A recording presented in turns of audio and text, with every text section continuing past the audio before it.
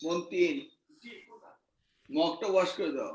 প্রিয় দর্শক, সবাইকে শুভেচ্ছা জানাচ্ছি এবং সাদর সম্ভাষণ জানাচ্ছি। দর্শক, আমরা জানি যে শিক্ষা জাতির মেরুদণ্ড।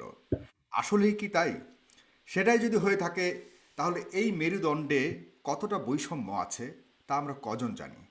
স্বাধীনতার 50 বছর পরেও আমাদের বুনিয়াদী শিক্ষা নিজ খরচে চালাতে হয়, অথচ শিক্ষা আমাদের মৌলিক সাংবিধানিক অধিকার। আমরা যদি জাতিসংঘের সনদ অনুযায়ীও দেখি, 18 বছর পর্যন্ত সেখানে স্পষ্টভাবে বলা আছে যে সরকার বুনিয়াদী শিক্ষা নিজ দায়িত্বে পরিচালিত করবে। আমরা কি সেই শিক্ষা গ্রহণ করতে সক্ষম হচ্ছি? আপনারা জেনে অবাক হবেন, আমাদের দেশে 97% মাধ্যমিক শিক্ষা ব্যবস্থা এখনও নিজ অর্থ দিয়ে আমাদেরকে গ্রহণ করতে হয়। এখনও সরকারি বেসরকারি নামক বিশাল বৈষম্যের দেয়াল আমাদের মেরুদণ্ডের মাঝে বিদ্যমান। প্রিয় দর্শক, আজ আমরা আলোচনা করব শিক্ষাঙ্গন, শিক্ষা এবং শিক্ষক বৈষম্য নিয়ে। আলোচনা করবার জন্য আমার সাথে যুক্ত রয়েছেন চারজন চার প্রান্তের ব্যক্তিত্ব। জনাব ডক্টর এহসানুল হক মিলন, সাবেক প্রতিমন্ত্রী, সফল প্রতিমন্ত্রী, এবং রয়েছেন জনাব নজরুল ইসলাম খান, যাকে আমরা এনআই খান হিসেবে চিনি, জানি, অত্যন্ত সফল সাবেক সচিব। তিনি আমার সাথে যুক্ত আছেন। এরপর রয়েছেন জনাব ফজর আলী, শিক্ষক নেতা এবং অধ্যক্ষ ঢাকা শিক্ষা board laboratory school and college. এরপরে রয়েছেন জনাব নুরুল হক নূর, সাবেক ভাইস প্রেসিডেন্ট ডাকসু। তিনি একটু পরে আমার সাথে যুক্ত হবেন, তিনি অন দ্য ওয়েতে আছেন। কিন্তু আজকে একটি অবাক ঘটনা আমি আমার অতিথি এবং দর্শক আপনাদের উদ্দেশ্যে বলছি। আজকে যে অনুষ্ঠানটি করব, এটা আজকের দিনটি ভেবে, কি দিন সেটা ভেবে আমি নির্বাচিত করিনি দিনটিকে, কিন্তু আজ খুব কাকতালীয়ভাবে আপনাদেরকে জানাতে হচ্ছে যে আজ 24শে জানুয়ারি পালিত হচ্ছে আন্তর্জাতিক শিক্ষা দিবস। ইউনেস্কোর উদ্যোগে এবার তৃতীয়বারের মতো দিবসটি পালিত হচ্ছে। দিবসটির প্রতিপাদ্য বিষয়ে দেয়া হয়েছে কোভিড-19, প্রজন্মের জন্য পুনরুদ্ধার ও পুনর্জীবিত শিক্ষা। করোনা ভাইরাস আজকের এই বিশেষ দিনটিতে আজকের এই অনুষ্ঠানটি যে এত বেশি গুরুত্বপূর্ণ বহন করবে, যা বলার অপেক্ষা রাখে না। দর্শক, আপনারা অবশ্যই অনুষ্ঠানটিকে আপনাদের নিজস্ব টাইম লাইনে ফেসবুক এবং ইউটিউবে সাবস্ক্রাইব, এবং আপনাদের টাইম লাইনে আপনারা যদি শেয়ার করেন, তাহলে অন্যান্য প্রায় 5 লক্ষাধিক শিক্ষক যারা এই মাধ্যমিক শিক্ষার সাথে জড়িত আছে, তাদের এই অনুষ্ঠানটি থেকে অনেক কিছুই পাওয়ার আছে এবং অনেক কিছু জানতে পারবে। আপনারা অবশ্যই আপনাদের টাইমলাইনে শেয়ার করবেন এবং আমাদের ইউটিউব চ্যানেলটিকে সাবস্ক্রাইব করবেন। আমি সবাই অতিথি যারা আছেন তাদেরকে আমি আবারও শুভেচ্ছা জানাচ্ছি। নিশ্চয়ই তারা ভালো আছেন। আমি আজকের অনুষ্ঠানটির প্রথম প্রশ্ন দিয়ে শুরু করতে চাই জনাব এহসানুল হক মিলন মহোদয়, আপনাকে দিয়ে। আপনি সাবেক প্রতিমন্ত্রী ছিলেন। আপনি জানেন যে আজকে প্রতিবাদ্য বিষয়টি আমি যেটা করেছি, যে শিক্ষা, শিক্ষক এবং শিক্ষাঙ্গন বৈষম্য। আপনি তো খুব গুরুত্বপূর্ণ দায়িত্বে ছিলেন এবং আপনাকে আজও পর্যন্ত আমরা শিক্ষা বিষয়ক যে কোনো কিছুতেই আপনাকে ডাকা হয়, কারণ আপনি, আপনার যে ভূমিকা ছিল সেটি ইতিহাস হয়ে আছে। আপনি কি মনে করেন কিনা যে শিক্ষক এবং শিক্ষার মাঝে বেসরকারি এবং সরকারি এই শিক্ষার মাঝে একটা ব্যাপক বৈষম্য রয়ে গেছে, এবং আপনিও সেটার দায়ভার নেবেন কিনা, বা আপনি এটা কীভাবে দেখেন? কারণ হলো, এখনও পর্যন্ত আমরা যদি দেখি, ফজর আলী সাহেব যিনি অধ্যক্ষ রয়েছেন আমাদের এখানে, তিনিও আজকে শিক্ষকদের পক্ষ থেকে তিনি বলবেন তার অবস্থার কথা। আমি আপনার কাছ থেকে শুরু করতে যাচ্ছি আজকের অনুষ্ঠান, জনাব এহসানুল হক মিলন। ধন্যবাদ আপনাকে।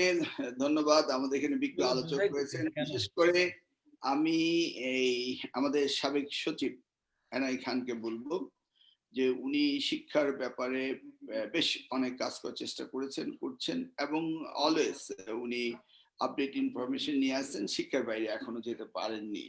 আপনার প্রশ্নটা যদি হয়ে থাকে সঠিকভাবে শুনে থাকি, এই যে শিক্ষা, সরকারি এবং বেসরকারি শিক্ষা, শিক্ষকের বিরুদ্ধে বৈষম্য কি জিজ্ঞেস করে, আমার পুরো নেটওয়ার্ক, আমি ঢাকার চেয়ে অনেক দূরে আছি, রিমোট অঞ্চলে।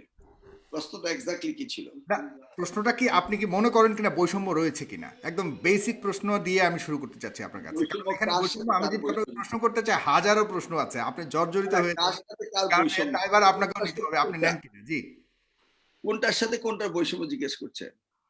যেমন প্রায় প্রতিটি ব্যাপারে আপনি যদি, আমি হিসাব যদি করি আপনাকে বা দেই আপনাকে, প্রথমত আপনি আপনার আমলে আপনি এনটিসিআরএ প্রতিষ্ঠিত করেছেন, ডিপার্টমেন্ট আলাদা করে প্রতিষ্ঠিত করেছেন। সেখানে কিন্তু স্পষ্টভাবে প্রাতিষ্ঠানিকভাবে কি আপনি মনে করেন কিনা যে আপনি ডিপার্টমেন্টটাকে প্রতিষ্ঠিত করে শিক্ষা ঠিক আছে, ব্যবস্থাকে, আপনার এই শিক্ষা প্রশ্নের ব্যবস্থার উত্তরটা আমি আমি শেষ করি, শিক্ষা ব্যবস্থাকে প্রাতিষ্ঠানিক রূপ দান করে, মানে ওই বেসরকারি শিক্ষাকে প্রাতিষ্ঠানিক রূপ দান করে আপনি বেসরকারি শিক্ষাকে উদ্বুদ্ধ করেছেন কিনা, এটাকে আপনি মনে করেন কিনা? কারণ হলো আমরা মনে করি যে বেসরকারি শিক্ষা থাকার কারণে একটা এই যে বৈষম্যটা কোন জায়গায় আছে, যে বেসরকারি শিক্ষকরা 1,000 টাকা ভাতা নিচ্ছে, বেসরকারি শিক্ষকরা সরকারি সুবিধাদি যা আছে তা পাচ্ছে না, এমপিওর নামে যেই সুবিধাদি বা যা পাচ্ছে তাতে করে এখন বেসরকারি শিক্ষকরা দেখা যাচ্ছে যে নুন আনতে পান্তা ফুরোয় এমন অবস্থা। কিন্তু একই সিলেবাস, একই শিক্ষা, একই মান, সব কিছুই মানতে হচ্ছে, সরকারের সব কিছুকেই মানতে হচ্ছে। এই শিক্ষকবৃন্দরা 5 লক্ষ শিক্ষক এখন পর্যন্ত বেসরকারি শিক্ষা প্রতিষ্ঠানগুলোতে কর্মরত রয়েছেন, একই সময় দিচ্ছেন, একই পরিশ্রম করছেন। আপনি কি মনে করছেন? আপনি তো খুব গুরুত্বপূর্ণ ভূমিকা ছিল। হ্যাঁ, আপনি যেটা বলেছেন, সরকারি শিক্ষক এবং বেসরকারি শিক্ষকের মধ্যে বৈষম্য রয়েছে, এবং নিয়োগ পদ্ধতিতেই ছিল দুই রকম। সরকারি শিক্ষক নিয়োগের ব্যাপারে যে পদ্ধতি অনুসরণ করা হয়, বেসরকারি শিক্ষক নিয়োগের ক্ষেত্রে একই পদ্ধতি অনুসরণ করা হতো না। সেই ক্ষেত্রে 2001 সালে যখন দেশনেত্রী বেগম খালেদা জিয়া জোটের সরকার গঠিত হলো, আমি যখন প্রতিমন্ত্রীর দায়িত্ব পেলাম, তখন আমরা এই শিক্ষকদেরকে বৈষম্যের চেয়ে আমি মনে করব যে শিক্ষকদেরকে আপগ্রেডেড করার জন্য আমরা পদক্ষেপ নিয়েছিলাম। বেসরকারি শিক্ষকরা তারা অনেক কিছু থেকে বঞ্চিত ছিলেন, এখনো আছেন। এই বেসরকারি শিক্ষকরা যেন বঞ্চিত না হতে পারে এবং শিক্ষক পেশায় যেন মেধাবী ছাত্রছাত্রীরা আসেন, সেই জন্য সেই সময় একটা ব্যবস্থা আমরা নিয়েছিলাম। প্রথম হচ্ছে, মেধার যাচাই বাছাই করে শিক্ষক নিয়োগ করতে হবে। সেটা যদি না হয় তাহলে এই শিক্ষকের নিয়োগের কোনো সার্থকতা থাকবে না। সেই জন্যই আমরা শিক্ষক নিয়োগের জন্য, বেসরকারি শিক্ষক নিয়োগের জন্য আমরা একটা পদ্ধতি করেছিলাম যে তারা পরীক্ষার মাধ্যমে তারা নিবন্ধিত হবেন এবং তারপরে তারা ম্যানেজমেন্ট কমিটির কাছে গিয়ে তারা সেখানে প্রস্তুতি নিয়ে এক্সামিনেশন দিয়ে, অর্থাৎ ম্যানেজমেন্ট কমিটি ফেস করেই তারা শিক্ষক নিয়োগ পাবেন। আপনি জানেন আমাদের দেশের ম্যানেজমেন্ট কমিটিগুলো ছিল সবসময় তেমন কোনো উপযুক্ত ব্যক্তিদের দিয়ে ম্যানেজমেন্ট কমিটি গঠিত হতো না, এবং সেখানে শিক্ষক নিয়োগের ক্ষেত্রে ব্যাপক দুর্নীতি হতো। সেই কারণেই আমরা তখন শিক্ষক নিবন্ধন করেছিলাম, পরীক্ষা দিয়ে আমরা শিক্ষকদেরকে একটি সার্টিফিকেট দেব, ওই সার্টিফিকেটটি নিয়ে তারা ম্যানেজমেন্ট কমিটির কাছে হাজির হবেন। নিবন্ধিত শিক্ষকরাই তখন একমাত্র চাকরি সুবিধা পেতে পারেন। এটি শুধু একমাত্র উদ্দেশ্য ছিল না, পাশাপাশি নিবন্ধিত শিক্ষকরা যেই বেসরকারি স্কুলে শিক্ষকতা পাবেন সেখান থেকে অন্য বিদ্যালয়ে মানে স্থানান্তরিত, অর্থাৎ ট্রান্সফার হওয়া, এবং তাদের চাকরি অনেকাংশেই এই নিবন্ধিত যে বিষয়টি রয়েছে তাদের হাতে ন্যস্ত করা, এই অনেকগুলো খুঁটিনাটি বিষয় ছিল। সেটার অনেকটা কাজ আমাদের পরও এগিয়ে গিয়েছিল, সেটা আমার দৃঢ় বিশ্বাস, কিন্তু পরবর্তীকালে আমি দেখিনি তেমন কোনো ফলপ্রসূ কাজ হয়েছে। এই নিবন্ধিত শিক্ষকরাই এখন নিবন্ধিত সঠিক সময় হতে পারছে না, এইগুলো 1 নম্বর। দ্বিতীয়টি হচ্ছে সুযোগ সুবিধা। সুযোগ সুবিধার ক্ষেত্রে এমনকি শিক্ষকদেরকে উৎসব ভাতাও পর্যন্ত দেওয়া হতো না। ওই সময়ে শিক্ষকদেরকে উৎসব ভাতা আংশিক দেওয়া হলো এবং কর্মচারীদেরকেও দেওয়া হলো। সেই শিক্ষক উৎসব ভাতা আজ পর্যন্ত পূর্ণাঙ্গভাবে দেওয়ার কোনো ব্যবস্থা এ যাবৎ এই সরকার এখনো নেননি। সেই সময় আরেকটি ব্যবস্থা করা হয়েছিল, বেসরকারি শিক্ষকরা যখন অবসরে যেতেন তারা কিছুই পেতেন না, এবং তাদেরকে একটি অবসর ভাতা ব্যবস্থা করা হয়েছে। তাদের জন্য পৃথকভাবে আরেকটি ট্রাস্ট ফান্ডের ব্যবস্থা করা হয়েছে। এই বিষয়গুলোকে তখন গুরুত্ব দেওয়া হয়েছিল। তবুও আমি বলবো এই বৈষম্য, বিশাল বৈষম্য রয়েছে। আমি মনে করি বাংলাদেশ সরকার শিক্ষাকে তাদের বেসিক দায়িত্ব মনে করে আপনারা আপনাদের সময় কেন পূর্ণাঙ্গ এই সুবিধাটি দেওয়ার জন্য চেষ্টাটা করেননি? কারণ আপনি তো পারতেন, এখন আপনি বর্তমান সরকারের কথা বলছেন, আপনার সময় কেন করেন? 2001 সালের অক্টোবরে ক্ষমতা আমরা দায়িত্ব পাওয়ার পরে এই শিক্ষক নিবন্ধন যে একটি নতুন পদ্ধতি, এই পদ্ধতিটি বাংলাদেশে কারোর জানা ছিল না। আমরা সকলেই জানি যে আমরা 1971 সালে 16 ডিসেম্বর দেশ স্বাধীন হয়। সেই স্বাধীন হতে 2001 সালের 11 অক্টোবর পরে আমরা দায়িত্ব পাওয়ার পরে এই শিক্ষকদের যে নিবন্ধন করতে হবে এই বিষয়টি কারোর গোচরে আসেনি। আমি বহুদিন যুক্তরাষ্ট্রে ছিলাম, আমি নিজেও যুক্তরাষ্ট্রের এই শিক্ষক নিবন্ধন পদ্ধতিতে আমি অংশগ্রহণ করেছিলাম নিউ ইয়র্ক বোর্ড অফ এডুকেশনে। সেখানে এক্সামিনেশন দিয়ে একটি সার্টিফিকেট নিতে হয়। এই সার্টিফিকেট নিয়ে আপনি যে কোনো স্কুলে যাবেন, সেখানকার প্রিন্সিপাল আপনাকে আপনার মেধা, আপনার যোগ্যতা অনুযায়ী সেই স্কুলে চাকরি দেবেন। এই পদ্ধতিটি আমি সেখানে দেখে এসেছি। অবশ্যই নিউ ইয়র্কে বা ইউনাইটেড স্টেটসে বা উন্নত দেশগুলিতে বুচার হতে শুরু করে, প্লাম্বার হতে শুরু করে, হেয়ার কাটার হতে শুরু করে, ডাক্তার হতে শুরু করে, প্রফেশনাল হতে শুরু করে, সকলেই একটি লাইসেন্স থাকে। আমাদের দেশের শিক্ষকদের কোনো লাইসেন্স ছিল না। সেখান থেকে আমি এই ব্যবস্থাটি দেখে এসেছিলাম, নিজেও তার ভিতরে ছিলাম।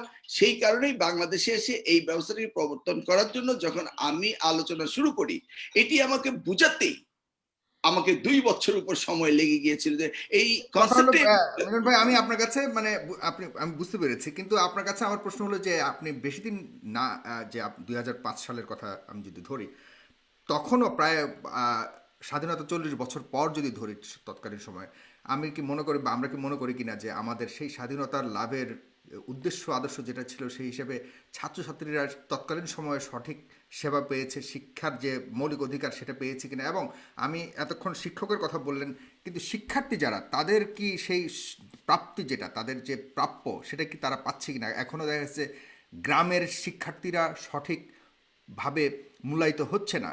বড় বড় প্রতিষ্ঠানগুলি, নামকরা প্রতিষ্ঠানগুলি, সেখানে দেখা যাচ্ছে ভালো ভালো স্টুডেন্টদেরকে বাছাই করে তাদের প্রতিষ্ঠানে তারা নিয়ে নিচ্ছে, আর খারাপ মানে যে ঝরে যাওয়া যারা বা যারা ওখানে টিকছে না তাদেরকে পাঠিয়ে দেওয়া হচ্ছে আবার গ্রামের অন্যান্য মানে চ্যালেঞ্জিং আরেকটা আরেকটা প্রতিষ্ঠানে আরেকটা চ্যালেঞ্জিং একটা ইয়ের মধ্যে ঠেলে দেওয়া হচ্ছে। তাতে করে কি আমরা সঠিক শিক্ষা প্রদানের ক্ষেত্রে আমরা বৈষম্যহীনভাবে আমাদের শিক্ষা ব্যবস্থাকে সুষমভাবে বন্টন করতে পারছি না? এই প্রশ্ন আপনাকে আমি রেখে আমি জনাব এনআই নজরুল ইসলাম স্যার আপনার কাছে যাচ্ছি। স্যার, আপনি কি শুনতে পাচ্ছেন আমাকে? আপনি একটু মনে হয় মিউটে আছেন। আমি আপনার কাছে যাচ্ছি, একই প্রশ্ন স্যার আপনার কাছে। আপনি একটু দয়া করে বলবেন, আপনি খুব আলোচিত একজন সচিব ছিলেন, আমলা ছিলেন, খুবই আলোচিত। বাংলাদেশের ইতিহাসে এত আলোচিত কোনো সচিব তার কর্মকালীন সময়ে এত আলোচিত ছিলেন না। আপনি খুব সম্প্রতি অবসরে গেছেন। আপনার কাছে জানতে যাচ্ছি যে আপনি কিভাবে দেখছেন ব্যাপারটাকে। উভয় প্রশ্ন আপনার কাছে, শিক্ষার্থী এবং শিক্ষক, শিক্ষাঙ্গন এবং শিক্ষা, এর মধ্যে এই যে বৈষম্য রয়েছে আপনি খুব ভালো করে জানেন, খুব কাছ থেকে সরকারের এবং প্রধানমন্ত্রীর খুব কাছ থেকে আপনি আপনার কর্মকাণ্ড অনেক অনেক কিছু করেছেন। আপনি কি মনে করেন এই বৈষম্যটা আজও থাকা উচিত কিনা, বা এটা কবে নাগাদ যেতে পারে আপনি মনে করেন? আসলে পৃথিবীটাই বৈষম্যময়, প্রকৃতিটাই বৈষম্যময়, নেচারটাই বৈষম্যময়। যেমন আমি বলি, আমরা গ্রাম থেকে এসেছি। আমি দেখেছি যে আমাদের সাথে পরে সচিবের, মন্ত্রীর ছেলেমেয়েরা পড়ছে রাজপরিবারের বাইরে, বিদেশে যখন গেছি পরে স্কলারশিপে, তখন দেখেছি যে রাজপরিবারের ছেলে মেয়ে পড়েছে, তাদের সাথে আমাদের আকাশ পাতাল পার্থক্য প্রিভিলেজে। তারা যে সুযোগ সুবিধা পেয়েছে, আমরা সে সুযোগ সুবিধা পাইনি, সেটা একটা বৈষম্য। দ্বিতীয় একটা বৈষম্য, আমাদের গ্রাম এবং শহরের স্কুলেরও বৈষম্য আছে, শিক্ষক এবং অন্যদের।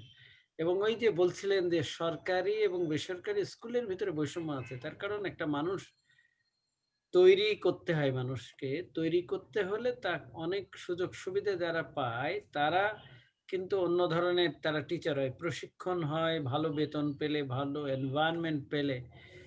এমনকি বলা আছে যে ফিজিক্যাল এনভায়রনমেন্ট স্কুলের যদি বিল্ডিংটা ভালো হয়, এয়ার কুলার হয়, এয়ারেশন হয়, লাইট ভালো হয়, তাহলে 20% টিচিং লার্নিং এর পরে পজিটিভ ইফেক্ট রাখে। তো সুতরাং এইটা, আর আপনি যেটা বলছেন সেটা বৈষম্য আমাদের সরকারি স্কুল, বেসরকারি স্কুল। সরকারি স্কুল অবশ্য কয়েকশো মাত্র, বেসরকারি সব বেশি, কিন্তু বেসরকারি স্কুলগুলোতেও সরকার বেতন ভাতা দিয়ে থাকেন। কিন্তু এখানে আরেকটা জিনিস আছে, আমি মনে করি যে এখানে বেতন ভাতা আরো, সুযোগ সুবিধা আরো বাড়ানো যেতে পারে, কিন্তু আনফরচুনেটলি আমাদের দেশে প্রয়োজনের অতিরিক্ত স্কুল আছে। আমার সাথে হয়তো অনেকে একমত হবে না, but I have got statistics. এমনও জায়গা আছে যে এখানে একটা স্কুল, তার পাশে আর একটা, তার পাশে একটা গার্লস স্কুল, তার পাশে আর একটা মাদ্রাসা, এরকম আছে। ব্রিটেনের মতো দেশে আমাদের অর্ধেকের কিছু কম জনসংখ্যা, কিন্তু সেখানে 8,000 স্কুল আছে, সরি 24,000 স্কুল, সব মিলে সব ধরনের। আমাদের দেশে 1.5 লাখের মতো আছে। এই সংখ্যা যদি কম হতো তাহলে আরো বেশি রিসোর্স মোবিলাইজ করা যেত পার স্কুলে, এবং এটা সম্ভব। তার কারণ আমি দেখেছি কোনো কোনো স্কুলে, কোনো কোনো মাদ্রাসায় 150-40ও শিক্ষার্থী আছে। কিন্তু অনেক কোনো জায়গায় আছে শিক্ষক কিন্তু অনেক বেশি, আবার কোনো জায়গায় শিক্ষার্থী বেশি কিন্তু শিক্ষক কম। শহরাঞ্চলে সাধারণত এই ধরনের সমস্যা আছে। সুতরাং ব্যাপক বৈষম্য আছে, কোনো সন্দেহ নেই। আমাদের আসলে সব স্কুলগুলো সরকারি হওয়া উচিত ছিল আমি মনে করি, এবং চেষ্টা নেওয়া হয়নি তা না। কিন্তু এর যে উৎস সৃষ্টি স্কুলের, আপনি যদি মোগল আমলের কথা চিন্তা করেন তখন কিন্তু ওয়াকফের টাকা দিয়ে স্কুলগুলো চলতো, তার কারণ তাদের একটা জমি ছিল, সেই জমির যে আয় হতো সেটা দিয়ে স্কুলগুলো চলতো, অন্যতে দান খয়রাতের পরে। এরপরে ব্রিটিশরা যখন আসলো তখন সেই জমি জমাগুলো কিন্তু তারা নিয়ে নিল, তখন অনেক স্কুল কিন্তু বন্ধ হয়ে গেল।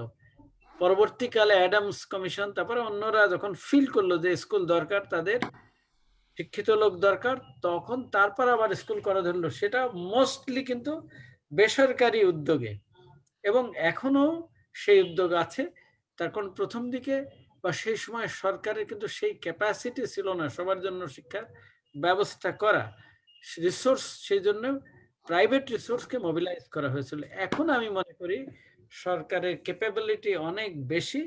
এখন আমাদের শিক্ষাকে পার্টিকুলারলি সেকেন্ডারি পর্যন্ত, অবশ্যই হায়ার সেকেন্ডারি পর্যন্ত সম্পূর্ণ সরকারি হওয়া উচিত, এবং সরকারি খরচে হওয়া উচিত। আমি বলবো কিছুটা শুভঙ্করের ফাঁকি আছে অনেক সময়, সেটা হচ্ছে আমাদের স্কুলে যেমন অনেক সময় তো অনেক জায়গায় আছে বেতন লাগে না, কিন্তু তার ওই শিক্ষার্থী জামা কাপড় তার মা বাবাকে কিনতে হয়, খাতা কলম পেন্সিল মা বাবাকে কিনতে হয়, দুপুরে টিফিন তাকে কিনতে হয়। আমি মনে করি যে স্কুলে আসলে, শিক্ষায় আসলে খাতা কলম থেকে, বই থেকে শুরু করে, ইন্টারনেট থেকে শুরু করে এভরিথিং ফ্রি হওয়া উচিত, তাহলেই ফ্রি শিক্ষা। আমাদের প্রাইমারিতে অনেকটা হয়েছে, কিন্তু তারপরেও আরো করা দরকার, এবং এগুলো করলে অন্য অনেক সমস্যা যাবে। আমি দেখেছি যে আমাদের কলেজগুলোতে অনেক জায়গায় ফান্ড আছে, কিন্তু কিভাবে ইউজ হয় সেটাও আমার একটু জানা আছে, যেহেতু আমি অনেকদিন শিক্ষার সাথে জড়িত বা আন্তরিকতা আর আগ্রহ আমরা আছে। আমরা যে কোনো কথায় আমরা বিদেশকে উদাহরণ হিসেবে দেখি। আপনিও কিন্তু একদম শুরুতেই ইংল্যান্ডের উদাহরণ দিয়েছেন। আপনি মনে করেন কিনা, আপনি কি মানে বিশ্বাস করেন কিনা যে বিশ্বের অন্যান্য দেশ যেভাবে শিক্ষা ব্যবস্থাকে পরিচালিত করে, আমরা 100 ভাগের 10 ভাগ পারি এটা? আমরা খুব কথায় কথায় বিদেশকে ফলো করি। আপনি ইংল্যান্ডের কথা বললেন, ইংল্যান্ডের যে শিক্ষা ব্যবস্থা বা অন্যান্য যে কোনো দেশের, আমার কাছে মনে হয় বেসরকারি, মানে যেটা অনেক অর্থ দিয়ে প্রাইভেট টিচিং সিস্টেম, যেটা এটা সব দেশেই আছে। সব দেশে আপনার যদি অনেক অর্থ থাকে সেটা আলাদা ব্যাপার, কিন্তু বেসিক শিক্ষাগুলিকে সরকার নিজ দায়িত্বে পরিচালিত করা ছাড়া আর কোনো দেশ, বাংলাদেশ ছাড়া, এভাবে 97 ভাগ এখনো পর্যন্ত প্রাইভেট সেক্টরের উপরে নির্ভর করে আমি দেখিনি কোথাও। আপনি জানেন? না, কিন্তু এটা কিন্তু প্রাইভেট সেক্টর, বাট এটা এখানে কিন্তু ফাইন্যান্স করে কিন্তু গভর্নমেন্ট মোস্টলি। তার কারণ শিক্ষকদের যে এমপিওর কথাই যদি বলেন, অন্য অন্য বিষয়ে বিল্ডিং বানিয়ে দেওয়ার কথা বলেন, এটা কিন্তু গভর্নমেন্ট থেকে ফাইন্যান্স হয় মোস্টলি। সিংহভাগ গভর্নমেন্ট থেকে ফাইন্যান্স হয়। প্রাইমারি তো সম্পূর্ণ সরকারি এখন। অনেকে অবশ্য প্রাইমারি বলে সরকারি, কিন্তু শিক্ষা ব্যবস্থার মেরুদণ্ড যেটাকে আমরা মাধ্যমিক বলি, আর আপনি যেটা, আমি শুধুমাত্র বিল্ডিং তৈরি করা দেওয়া কিন্তু সরকারের যে একটা বিশাল অবদান স্যার, ওইটা না। এখানে অনেক কিছু জড়িত আছে। একটা শিক্ষকের জীবন মান যতটুকু ভালো হবে, তার শিক্ষার মান তত ভালো হবে, তার শিক্ষার মানসিক অবস্থা যত ভালো হবে, তার তার শিক্ষার্থীদের মান তত ভালো হবে, তার শিক্ষার্থীদের শিক্ষাদানের মান তত ভালো হবে। এই অনেক কিছু জড়িয়ে আছে এই ব্যাপারগুলিতে স্যার। আপনি তো একটু এক্স্যাক্টলি দায়সারাভাবে বলছেন স্যার, আপনি বেশি দিন হয়নি দায়িত্ব মুক্ত হয়েছেন। আপনার সময়কালীন সময়ে আপনি কি উদ্যোগ নিয়েছিলেন, বা সেখানে আমলাতান্ত্রিক কিছু কিছু জটিলতা আমরা শুনতে পাই।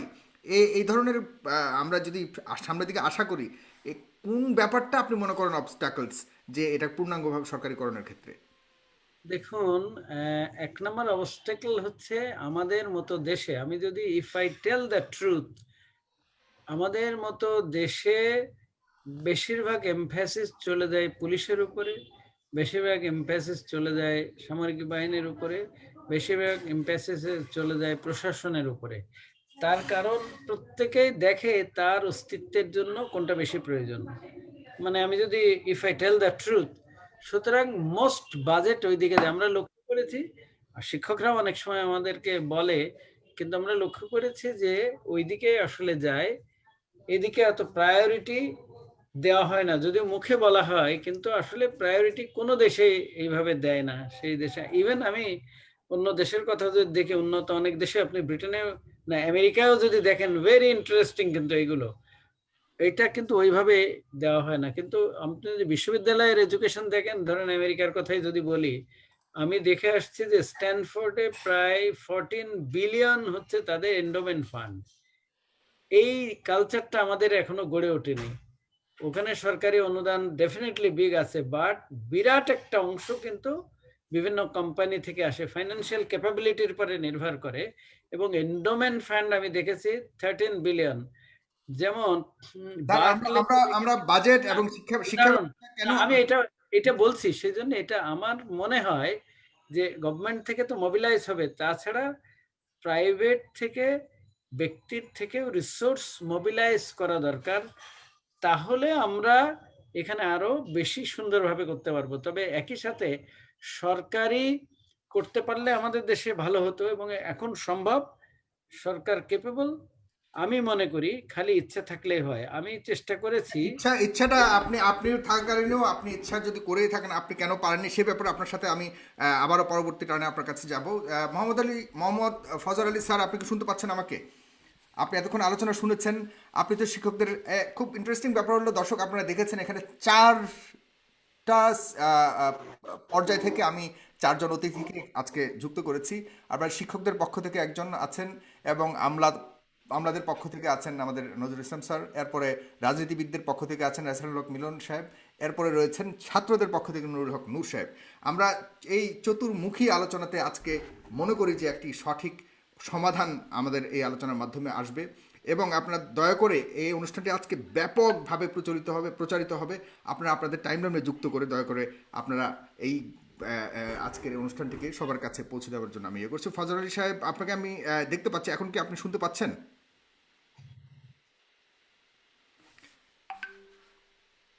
আহ, জনাব মোহাম্মদ ফজর জি আলী। শুনতে পাচ্ছি। জি, এখন আপনি বলুন, আপনি শুনেছেন এতক্ষণ জি শুনতে পাচ্ছি। জি জি, আপনি দয়া করে বলুন জি আপনার, শুনেছি। আপনি শিক্ষকদের পক্ষ থেকে আপনার অনুভূতির কথা বলুন দয়া করে। জি ধন্যবাদ জনাব সঞ্চালক, আপনাকে বিশেষভাবে ধন্যবাদ জানাচ্ছি। শিক্ষকদের দুঃখ দুর্দশার জন্য আপনি এই অনুষ্ঠানের আয়োজন করেছেন। এখানে অত্যন্ত আহ বিজ্ঞ দুজন আলোচক আলোচনা করেছেন। দুজনই আমার খুবই শ্রদ্ধাভাজন। আহ সাবেক শিক্ষা প্রতিমন্ত্রী জনাব এহসানুল হক মিলন স্যার, এবং আমার অত্যন্ত শ্রদ্ধাভাজন ব্যক্তি নজরুল ইসলাম খান স্যার। আমি তাদের আলোচনা শুনলাম। আমি তাদের কাছে প্রশ্ন রাখবো, এই পুরো জাতির কাছে প্রশ্ন রাখবো। তার আগে আমি বলছি, আজকে আন্তর্জাতিক শিক্ষক দিবস বা বিশ্ব শিক্ষক দিবস। সারা বিশ্বের শিক্ষকদের বা শিক্ষার সাথে যারা জড়িত তাদের সকলকে অভিনন্দন জানাচ্ছি, শুভেচ্ছা জানাচ্ছি। আমি প্রথমে যে বিষয়টি বলবো, আমি বঙ্গবন্ধুর ভাষণ নিজে শুনেছি। ৭০-এর নির্বাচনের পূর্বে জামালপুরের জনসভায় আমি শুনেছি। বঙ্গবন্ধু এই দেশকে তার নেতৃত্বে, তার ডাকে স্বাধীন হয়েছে। তিনি একটি সংবিধান দিয়ে গেছেন, এবং সংবিধানের ১৭ ধারায় যে বিষয়টি আছে, শিক্ষার বিষয়টি, শিক্ষা হবে অবৈতনিক এক ধারায়, বা শিক্ষা একটি অধিকার হিসাবে তিনি প্রতিষ্ঠা করে গেছেন। তার যুদ্ধ বিধ্বস্ত বাংলাদেশে প্রাথমিক শিক্ষাকে তিনি জাতীয়করণ করে গিয়েছেন। বঙ্গবন্ধু বেঁচে থাকলে আজকে হয়তো আমাদের এই কষ্টের কথা এই ধরনের অনুষ্ঠানে বলতে হতো না। বাংলাদেশের শিক্ষা ব্যবস্থায় বেসরকারি, সরকারি, কিন্ডারগার্টেন, বিভিন্ন ইন্টারন্যাশনাল স্কুল, নানাবিধ নামে, নানাবিধ ধারায় এটাকে বিভক্ত করে এই শিক্ষাকে চরম বৈষম্যমূলক একটি পর্যায়ে নিয়ে যাওয়া হয়েছে, যেটা ৭০-এর নির্বাচনে বাংলাদেশ আওয়ামী লীগের পোস্টারে বৈষম্যের বিরুদ্ধে যে চিত্রটি তুলে ধরা হয়েছিল, সোনার বাংলা শ্মশান কেন, এই পোস্টার বড় ভাইদের সাথে, বাপ চাচাদের সাথে আমিও বাড়ি বাড়ি লাগিয়েছি। আজকে সেই বৈষম্য কোথায় গিয়েছে শিক্ষার ক্ষেত্রে, আমি কয়েকটি বিষয় এখানে উল্লেখ করব।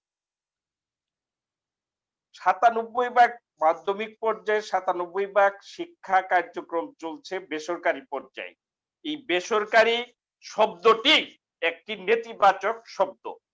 বিয়ে দ্বারা সবসময় একটি নেতিবাচক বিষয় বোঝানো হয়ে থাকে। সরকারির আগে বে শব্দটি লাগিয়ে, বে উপসর্গ লাগিয়ে এটাকে নেতিবাচক করা হয়েছে।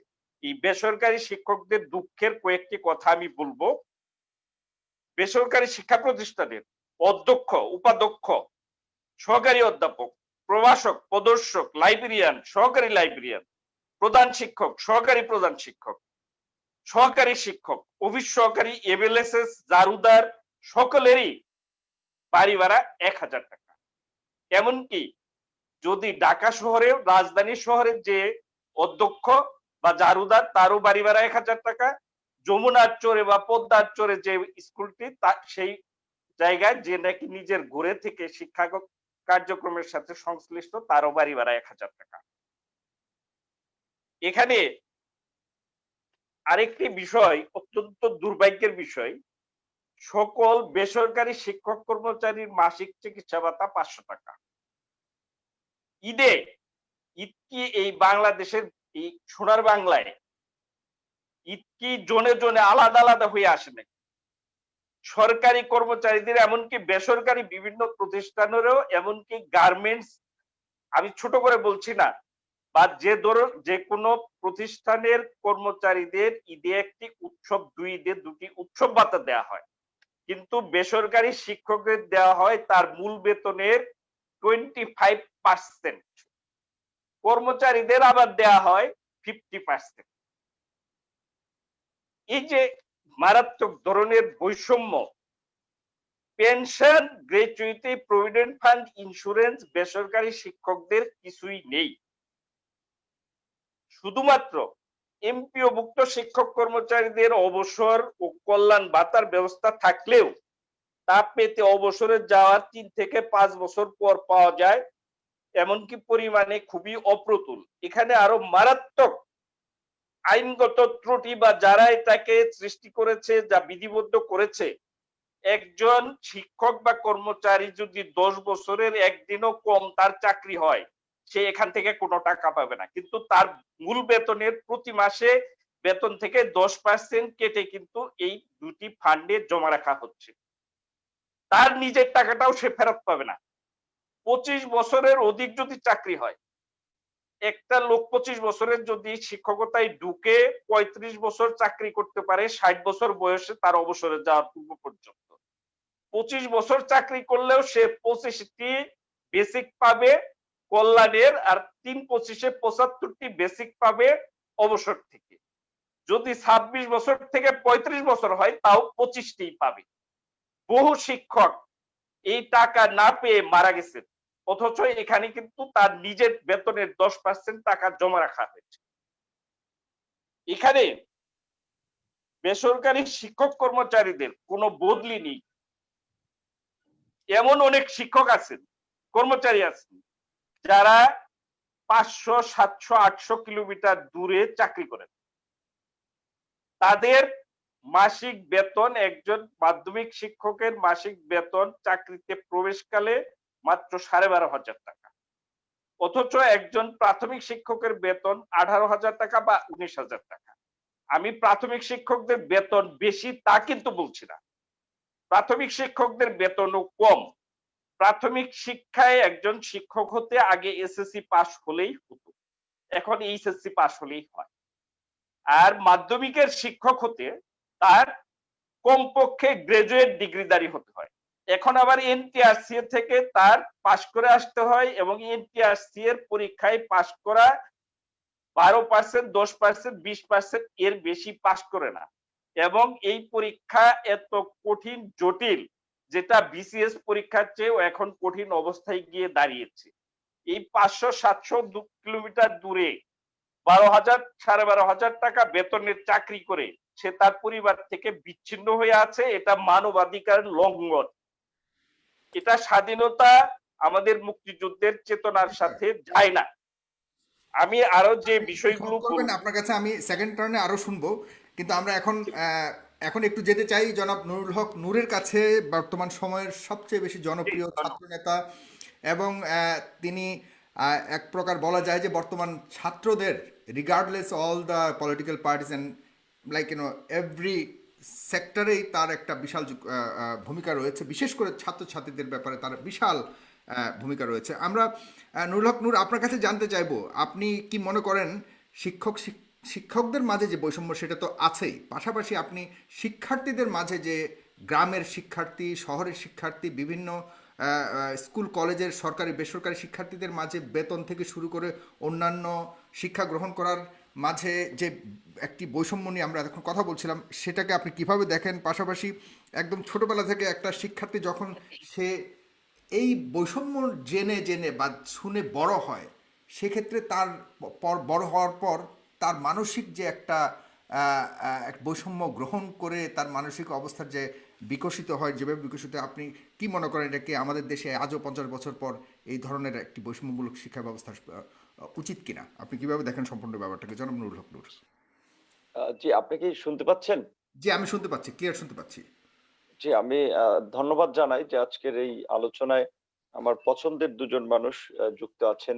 আ সাবেক শিক্ষা প্রতিমন্ত্রী এহসানুল হক মিলন এবং সাবেক শিক্ষা সচিব নজরুল ইসলাম খান বা এনআই খান হিসেবে যিনি পরিচিত। একটা কথা একটু আজকের প্রোগ্রামের মাধ্যমে জানাতে চাই, যেটা নজরুল ইসলাম খানকে আমি ব্যক্তিগতভাবে পছন্দ করি এবং আমরা যেহেতু একটা আন্দোলনের মধ্যে দিয়ে আজকের এই জায়গায় এসেছিলাম, সেই কোটা সংস্কার আন্দোলন। তো নজরুল ইসলাম খানকে আমাদের ছাত্র বন্ধুরাও অনেকে চিনে, বিশেষ করে সেই আন্দোলনের সাথে যারা সম্পৃক্ত ছিলেন। কারণ ওই সময় বিভিন্ন যৌক্তিক বিষয়ে টক শো হয়েছে মিডিয়াতে। তার সাথে আমিও বোধহয় ২ টো প্রোগ্রামে ছিলাম এবং তিনি আমাদেরকে কিছু ভালো পরামর্শ দিয়েছিলেন যে, "দেখো, প্রত্যেকটা কাজের ইন্টারনাল এক্সটার্নাল ওয়ে থাকে। তোমরা মাঠে দাবি দেওয়া জানাও, সরকারের বিভিন্ন দপ্তরে এগুলো জানাও।" তো এরকম কিছু ভালো পরামর্শ দিয়েছিলেন এবং আমরা আন্দোলনে তো সফল হয়েছিলাম। সেজন্য সে আন্দোলনের একজন সংগঠক হিসেবে তাকে একটা ধন্যবাদ জানানো উচিত। বিশেষ করে এজন্য আজকে সবার সামনে বললাম, তিনি আমাদের একজন ভালো পরামর্শ দিয়েছিলেন। ২ টো টক শোতে দেখা হয়েছিল সেখানে। আর এখানে ওনারা দুজন খুব তাত্ত্বিক এবং তাদের দীর্ঘদিনের অভিজ্ঞতার আলোকে তারা বিভিন্ন বিষয়ে আলোচনা করেছেন। কিন্তু আমি আমাদের যে আ নজরুল ইসলাম খানের একটা কথায় আসলে একমত যে আ বৈষম্যটা শুধুমাত্র এখানে না, সর্বত্রই বৈষম্য। কারণ দেখেন, টিভিতে মানবাধিকার নিয়ে কথা বলে। তার বাসার কাজের মেয়ে হচ্ছে নির্যাতনের শিকার। ঢাকা বিশ্ববিদ্যালয়ের শিক্ষকরা আপনার টক শোতে গিয়ে মানে হচ্ছে মানুষকে নৈতিক শক্তি অর্জনের কথা বলে। মানুষের মধ্যে মানবিক গুণাবলী বিকাশের কথা বলে। সমাজ থেকে অন্ধকার দূর করার কথা বলে। অথচ ঢাকা বিশ্ববিদ্যালয়ের ছাত্ররা একটা দাস প্রথার মধ্যে দিয়ে হলে থাকে। অর্থাৎ আপনি যখন যে রাজনৈতিক দল ক্ষমতায় থাকবে, তাদের ছাত্র সংগঠনের প্রোগ্রাম মিছিল মিটিং করে হলে থাকা যায়, না হলে থাকা যায় না। সেটা যেমন বিএনপির সময় ঠিক ছিল, ছাত্রদল ইমপ্লিমেন্ট করেছে। এখন আওয়ামী লীগ ক্ষমতায়, ছাত্রলীগ ইমপ্লিমেন্ট করছে।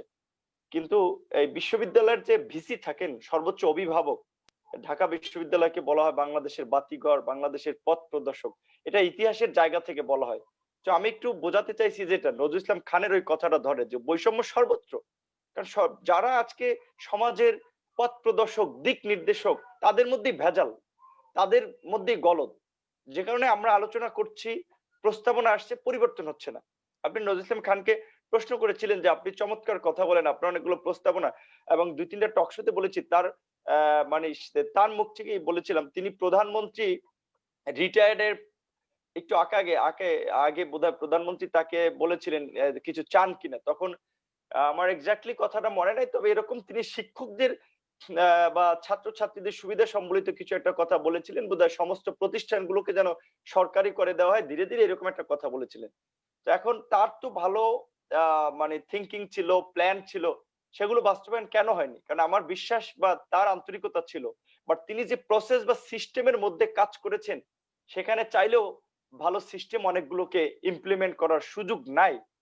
কারণ হচ্ছে আমাদের দেশে অনেকে খালি আমলাতন্ত্রকে দোষে। রাজনীতিবিদদের বড় একটা অংশ তো অশিক্ষিত। শিক্ষাগত যোগ্যতা নাই, তারা দেশকে নেতৃত্বের জায়গায় বসিয়েছেন। সংসদে বসে আপনার পড়ে, যে মনে হয় যে রিডিং পড়ে 4-5 ক্লাসের বাচ্চাদের মতো। তো সেই আমার দায়িত্বশীল সংসদ সদস্য, আইন প্রণেতারা কি কাজ করবেন? শিক্ষা ব্যবস্থার কি উন্নতিটা করবেন? যে আজকে বলা হচ্ছে দক্ষিণ এশিয়ার সর্বনিম্ন বাজেট হচ্ছে বাংলাদেশের শিক্ষা খাতে এবং শিক্ষা এবং প্রযুক্তি খাত একসাথে বাজেট করা হয়।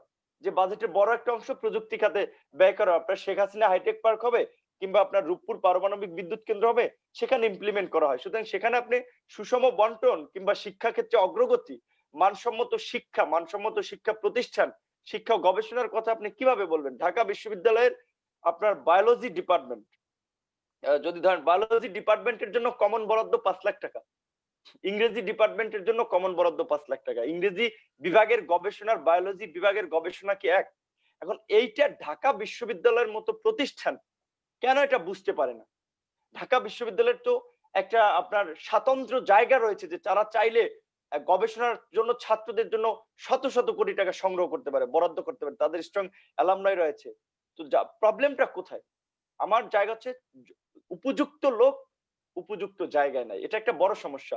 যেটা আপনি বলছেন, অবশ্যই গ্রামের শিক্ষার্থীরা শহরের শিক্ষার্থী থেকে বেশি বঞ্চিত হয়। আমি যে স্কুলে পড়েছি, আমি ঢাকা বিশ্ববিদ্যালয়ে পড়েছি, আমার স্বপ্ন ছিল মেডিকেল পড়ার। আমি গ্রামের একটা স্কুলে পড়েছি, সেখানে আপনার বায়োলজির টিচার ছিল না, সমাজ বিজ্ঞানের টিচার বায়োলজি পড়াতো, হায়ার ম্যাথের টিচার ছিল না, জেনারেল ম্যাথের টিচার হায়ার ম্যাথ পড়াতো। সেরকম একটা প্রতিষ্ঠান থেকে আমি পড়াশোনা করে আজকে ধীরে ধীরে যাই হোক ঢাকা বিশ্ববিদ্যালয়ে ভাগ্যক্রমে এসেছি। তো এইরকম দেখেন, এরকম একটা অপ্রতিকূল পরিবেশ, অপর্যাপ্ত সুযোগ সুবিধা নিয়েও আমি সায়েন্সের স্টুডেন্ট ছিলাম, মেডিকেলের চেষ্টা করেছি, মেডিকেলে হয়নি, ঢাকা বিশ্ববিদ্যালয়ে চান্স পেয়েছি। তো আমি যদি আরেকটু সুযোগ সুবিধা পেতাম, আমি তো আরো ভালো প্রতিযোগিতা করতে পারতাম। এখানে শহরের কিছু স্কুলের কথা এক্সাম্পল দেওয়া হয়, কিংবা ধরেন আপনি বিকারুন্নেসা, নটরডেম, রাজুক কলেজের কথা বলা হয়। আপনি দেখেন রাজুক কলেজ, বিকারুন্নেসা, নটরডেম কিংবা রেসিডেন্সিয়াল কলেজগুলোর কথা যদি বলেন, যে তারা ভর্তি করার সময় বেছে বেছে ভর্তি করে সারা দেশের সেরা মেধাবী স্টুডেন্ট গুলো, ক্রিম স্টুডেন্ট গুলো, জিপিএ 5 গোল্ডেন এ প্লাস। তারপরে রেজাল্টের পরে দেখা যায় যে তাদের ছাত্রদের রেজাল্ট নিম্নগামী হয় অনেক ক্ষেত্রে, সেরাগুলো বাছাই করে। আর গ্রামের এই আপনার সুবিধা বঞ্চিত শিক্ষা প্রতিষ্ঠানগুলো বেতন ভাতা, একজন শিক্ষক বলেছেন যে আসলে বাস্তবতাটা উনি বলেছেন, অন্তত অনেকে টকশো অনেকের শুনেছে, অনেকে সেইভাবে বলেন না, বিভিন্ন মানুষ পেশাজীবীদের নেতৃত্ব দেন, কিন্তু উনি যেভাবে বলেছেন, আলমগীর স্যার সম্ভবত, উনি যেভাবে বলেছেন এভাবে আমি কারো শুনিনি, এইভাবে স্পষ্টভাবে তথ্য দিয়ে, হ্যাঁ তথ্য দিয়ে এইভাবে কথা বলেন যে শিক্ষকদের এই সমস্যা রয়েছে। শিক্ষকদের সমস্যা নিয়ে তো আমি বলবো না, সচিব সাহেব বলবেন না, শিক্ষামন্ত্রী বলবেন না, শিক্ষকদের প্রতিনিধি বলতে হবে। সেটা মানে আমাদের স্যারের কাছ থেকে খুব ভালো কিছু কথা শুনলাম।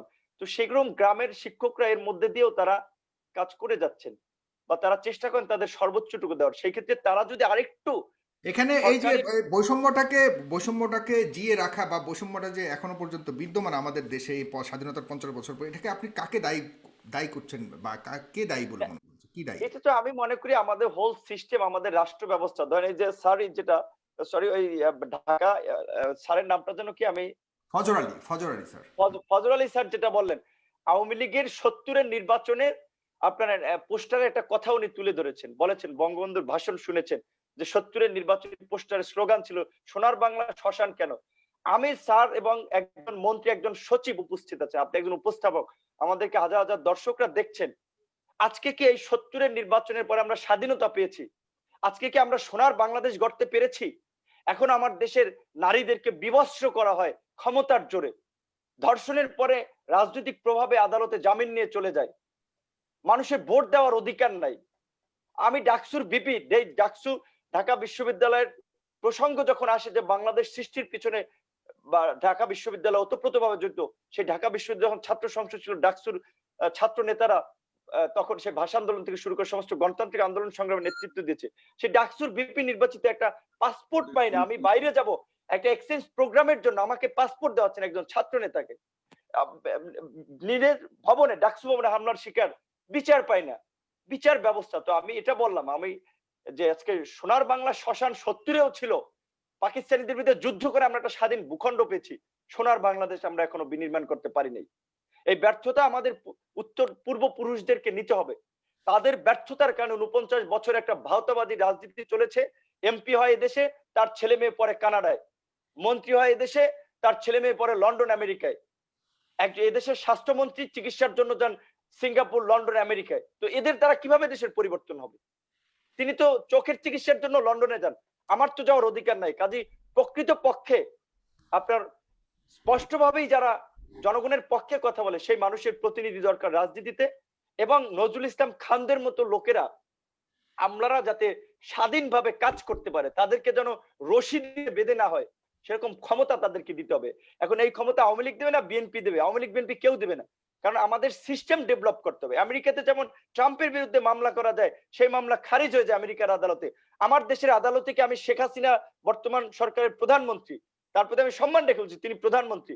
আমি কি পারবো, আমি যদি মনে করি যে প্রধানমন্ত্রীর কারণে আমার অধিকার হরণ করা হচ্ছে, আমি আদালতে প্রধানমন্ত্রীর বিরুদ্ধে মামলা করতে, সেই মামলা আদালত কিংবা থানা আমলে নিবে পারবো? প্রধানমন্ত্রী তো দূরের কথা, বাদ দিলাম প্রধানমন্ত্রী, একটা এমপি মন্ত্রীর একজন উপজেলা চেয়ারম্যান, পৌর মেয়র, তার বিরুদ্ধে আমি মামলা করতে পারবো? তো এই দেশের সিস্টেমই তো কলাপস, সিস্টেমই তো করাপ্টেড। সুতরাং সিস্টেমকে বিনির্মাণ করতে হবে।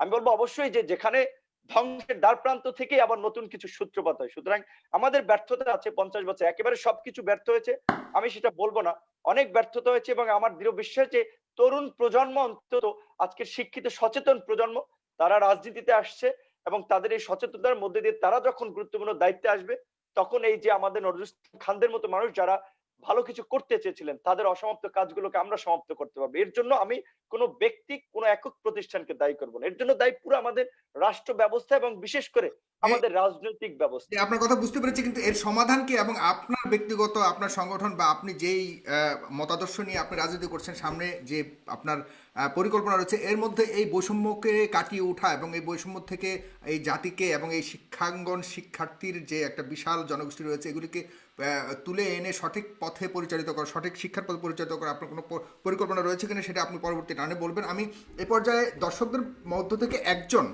একজনকে আমি নিয়েছি, তিনি কিছু প্রশ্ন করবেন। জনাব খুরশেদ, আপনাকে আমি দেখতে পাচ্ছি, আপনি কি শুনতে পাচ্ছেন আমাকে? জনাব খুরশেদ, আপনি কি আমাকে শুনতে পাচ্ছেন?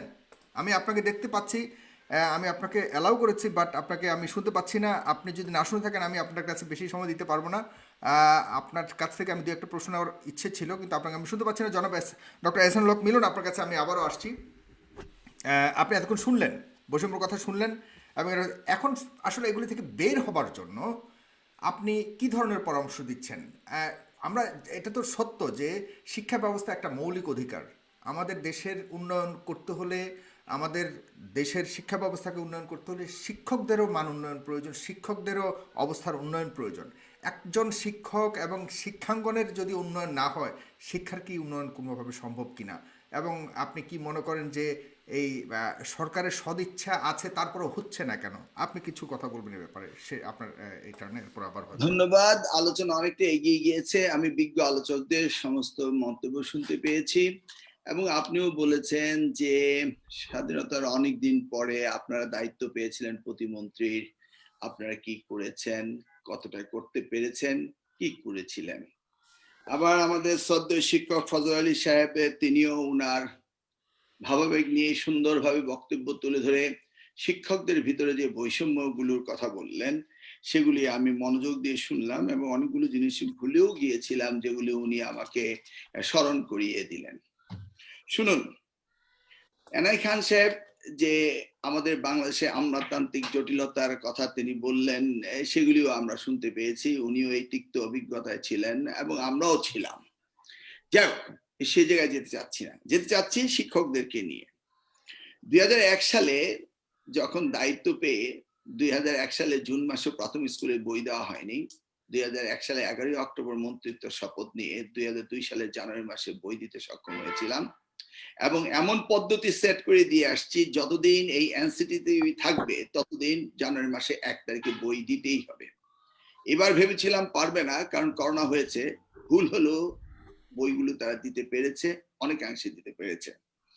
শিক্ষকদের নিয়ে যে প্রথম ঝামেলাটা, এনাই খান সাহেব, উনি বিজ্ঞ সচিব, উনি সুন্দরভাবে বলেছেন যে অযাচিত প্রতিষ্ঠান গড়ে উঠছিল বাংলাদেশে। আমাদের চাহিদার চেয়ে বেশি ওভার স্যাচুরেটেড আমাদের স্কুল কলেজ প্রতিষ্ঠিত হয়। রাজনীতিবিদরাই করেন যে এটা আমাদের অনুজ, আমাদের ভিপি ছোট ভাই নূর বলেছে, এখানে বিশাল ধরনের রাজনীতি হয় এবং ম্যানেজমেন্ট কমিটি একটি বাণিজ্য শুরু করে, তখন এই অযাচিত ভাবে এই প্রতিষ্ঠান তৈরি হয়।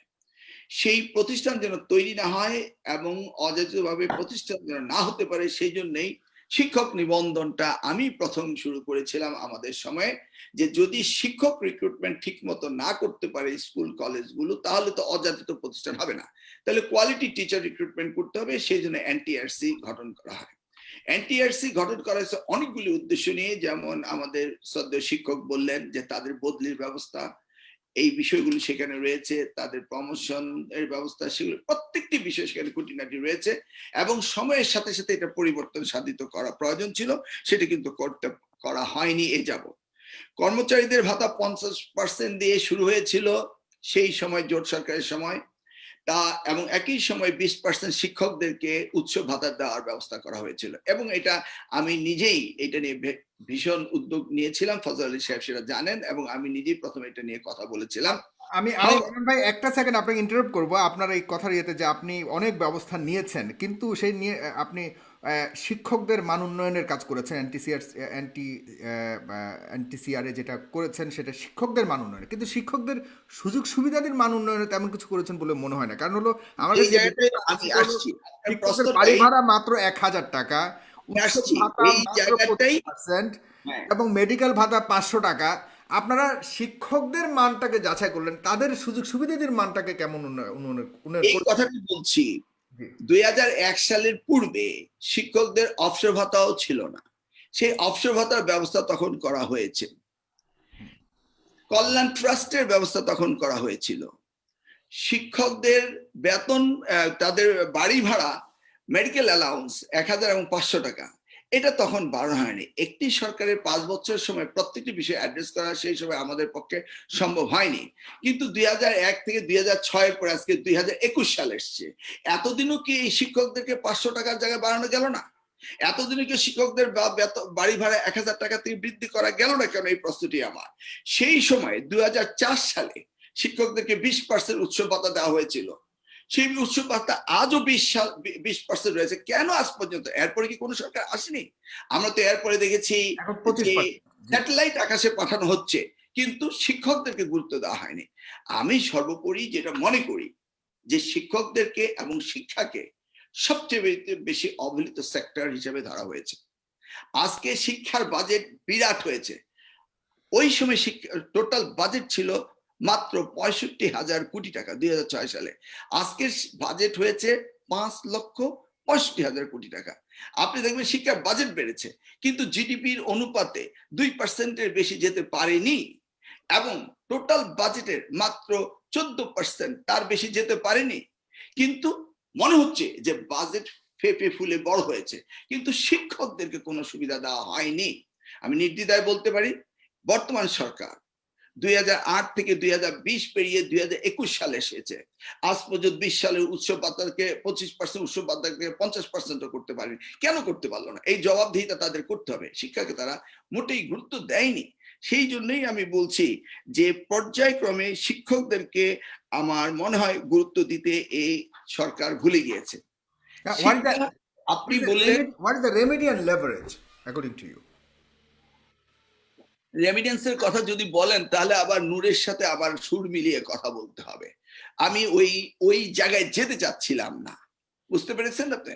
না, বলতে তো হবে আপনি রাজনীতি, কারণ রাজনীতি নূরও বলে গেছে যে আমাদের পুরো সিস্টেমটাই হলো সবচেয়ে বড় ধরনের সমস্যা। এক্ষেত্রে আপনার পরামর্শ, আমরা তো একটা সমাধান করতে এই অনুষ্ঠানটা। জি, আমি বলি, ধরুন আজকে যদি শিক্ষা মন্ত্রণালয় একটা বিজনেস ইনস্টিটিউশন হতো, আপনি 2 জন মন্ত্রী দিয়ে দায়িত্ব দিতেন, পারতেন না, পরের দিন আবার নতুন মন্ত্রিত্ব এনে নতুন লোকজন এনে এটাকে করানোর চেষ্টা করতেন। এই সরকার তো কোন রকম পরিবর্তন করছে না। বিগত সময় পরপর 2টি টার্ম একজন মন্ত্রী ছিলেন, তিনি যাওয়ার আগ থেকে যাওয়া পর্যন্ত কি কাজগুলো করে গিয়েছেন একটি কি জনগণের কাছে উত্থাপন করতে পারেন যে এই কাজটা করে গিয়েছে? যেখানে নকল শতভাগ বন্ধ হয়েছিল সেখানে নকল শুরু হয়েছে, নকলের পরিবর্তে প্রশ্নপত্র বের হচ্ছে। আপনি দেখেছেন, নূর বলল ঢাকা ইউনিভার্সিটির কথা, যেখানে R&D রিসার্চ এন্ড ডেভেলপমেন্ট যে ডিপার্টমেন্ট গুলো রয়েছে প্রত্যেকটি ডিপার্টমেন্টের টাকা বাড়ানো দরকার, ইংলিশেরও দরকার রয়েছে, কিন্তু সায়েন্স ফ্যাকাল্টিতে একটু বেশি প্রয়োজন রয়েছে। সেইভাবে কি দেওয়া হয়? আজকে ডাকসুর ভিপি কে পলিটিক্যালাইজড করে পলিটিশিয়ান বানানো হচ্ছে, কিন্তু ডাকসুর ভিপি এবং ডাকসু স্টুডেন্ট ইউনিয়ন যে বার্গেনিং এজেন্ট, ইউনিভার্সিটি তাদের অধিকার আদায় করবে। আপনি কিছুক্ষণ আগে বললেন আমরা কথায় কথায় বিদেশের সাথে তুলনা করি, এনআই খান সাহেব বিদেশে কতগুলি রেফারেন্স দিলেন। প্রত্যেকটি ইউনিভার্সিটি স্টুডেন্ট ইউনিয়ন আছে, তারা হচ্ছে বার্গেনিং এজেন্ট, তারা ছাত্র ছাত্রীদের অধিকার আদায় করে। আজকে ঢাকা বিশ্ববিদ্যালয়ে যে বাজেটটি ইউজিসির মাধ্যমে আমাদের সচিব এনআই খান সাহেব অথবা আমার সময় আমরা অ্যাপ্রুভ দিতাম, এই বাজেট সম্পর্কে কি ডাকসুর তাদের বসার কোনো সুযোগ ছিল, আলোচনা করার সুযোগ ছিল, তাদের কোনো কথা বলার অধিকার ছিল? এই যে যাচ্ছে তাই। এই জন্যই আমি এনআই খানের সাথে একমত যে আমরা বিদেশের উদাহরণ দিই শুধু শেখার জন্য, যে তারা কিভাবে চালাচ্ছে, তাদের শিক্ষা ব্যবস্থা কিভাবে উন্নত হলো। আমরা উচ্চশিক্ষার জন্য আমেরিকা যাচ্ছি, হ্যাঁ আমাদের ছেলে মেয়েরা আমেরিকা যাচ্ছে, কেন যাচ্ছে? বিকজ আমাদের দেশের শিক্ষা ব্যবস্থাকে আমরা পরিবর্তন আনতে পারিনি। কারা পরিবর্তন আনতে পারেনি? রাজনীতিতে পরিবর্তন, কারা পরিবর্তন? Chief executive of the ministry, তারা পরিবর্তন আনতে পারেনি। Chief executive of the ministry যদি চাইতেন তাহলে হতো। আমি দেখেছি এনআই খান সাহেব অনেক বিষয়ে কথা বলেছেন, উনি আসার আগে অনেক কিছু করতে পারেননি, চেষ্টা করেছেন, আমিও করেছি, আমরা করছি, কিন্তু সরকারের সদস্য থাকতে হবে। আজকে স্বাধীনতার সুবর্ণ জয়ন্তী 50 বছর পূর্তি উৎসব হতে যাচ্ছে, কিন্তু আমাদের শিক্ষায় কি পরিবর্তন এনেছে? আজকে ঢাকা বিশ্ববিদ্যালয় কিউএস রেটিং এ কোথায়? আজকে আপনি দেখুন সারা বিশ্বময় লেখাপড়া চলছে। করোনার সময় আমাদের দেশে 18 ইয়ার্স এর নিচে 0.02 অ্যাটাক হচ্ছে করোনার ডেটা। সেই জায়গায় আমাদের স্কুল কলেজগুলো বন্ধ তো বন্ধ তো বন্ধ। এখন আন্দোলন হচ্ছে স্কুল কলেজ খাওয়ার জন্য। কেন? সবকিছু খুলতে পারে, আমরা করোনায় বিজয়ী হয়েছি, কিন্তু স্কুল কলেজ খোলা যাবে না কেন? শিক্ষাকে কি ধ্বংস করতে হবে? আমি মনে করি বর্তমান সরকার সুপরিকল্পিত হবে, আই মিন ইট, সুপরিকল্পিত শিক্ষা ব্যবস্থাকে ধ্বংস করে দিচ্ছে। আপনি দেখুন আজকে এইচএসসি রেজাল্ট দেওয়ার সরকার সুপরিকল্পিত ধ্বংস করার ডিসেম্বর মাসে আমাদের রেজাল্ট দেওয়ার কথা ছিল, ডিসেম্বরে তারা রেজাল্ট দেননি, এখন বলতেছেন আইন প্রণয়ন করতে হবে। তারা কি জানেন না যে রুলস রয়েছে, যে আইন করতে হবে, যে পরীক্ষা হওয়ার এতদিনের মধ্যে রেজাল্ট? তারা কি জানতো? ওই চেয়ারে বসে আছেন, দেখছেন রেজাল্ট দেওয়ার ব্যাপারে। এখন বলছে আমরা সংসদে যাচ্ছি, সংসদে যে আমরা বিল পাস করব, বিল পাস। এই বিল পাস করার দায়িত্ব কি আমার ছেলে মেয়েদের? এই বিল পাস করার কি দায়িত্ব আপনাদের? এই বিল পাস করার দায়িত্ব যারা তারা মন্ত্রিত্ব নিয়েছেন, যারা মিডনাইট ইলেকশন করে মন্ত্রিত্ব নিয়েছেন, তাদের দায়িত্ব, কিন্তু তারা তা করছেন না। এই সরকার কোনো জবাবদিহিতা নাই, সেই জন্য শিক্ষা ব্যবস্থাকে সমূলে ধ্বংস করে দেওয়ার জন্য চেষ্টা চলছে। সরকার ভয় পায় স্কুল কলেজ খুললে যদি রাজনীতি হয়, আন্দোলন হয়। কি আমরা দেখিনি ফ্লয়েড হত্যা হওয়ার কারণে বিশ্বের অন্যান্য দেশে আন্দোলন হয়েছে? এই সরকারও এমন একটা ভয় পায় যে বিশ্ববিদ্যালয় খোলা থাকলে যে কোনো ইস্যু নিয়ে আন্দোলন হতে পারে।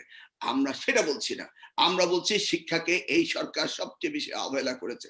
আজকে আমি বেশ কতগুলো আপনার এই টক শোতে উপস্থিত হয়েছিলাম এনআই খান সাহেবের সাথে। উনি এই ভার্চুয়াল এডুকেশন সম্বন্ধে, অনলাইন এডুকেশন সম্বন্ধে নিজেও কয়েকটি ট্রেনিং প্রোগ্রামে সেখানে ট্রেনিং দিয়েছেন।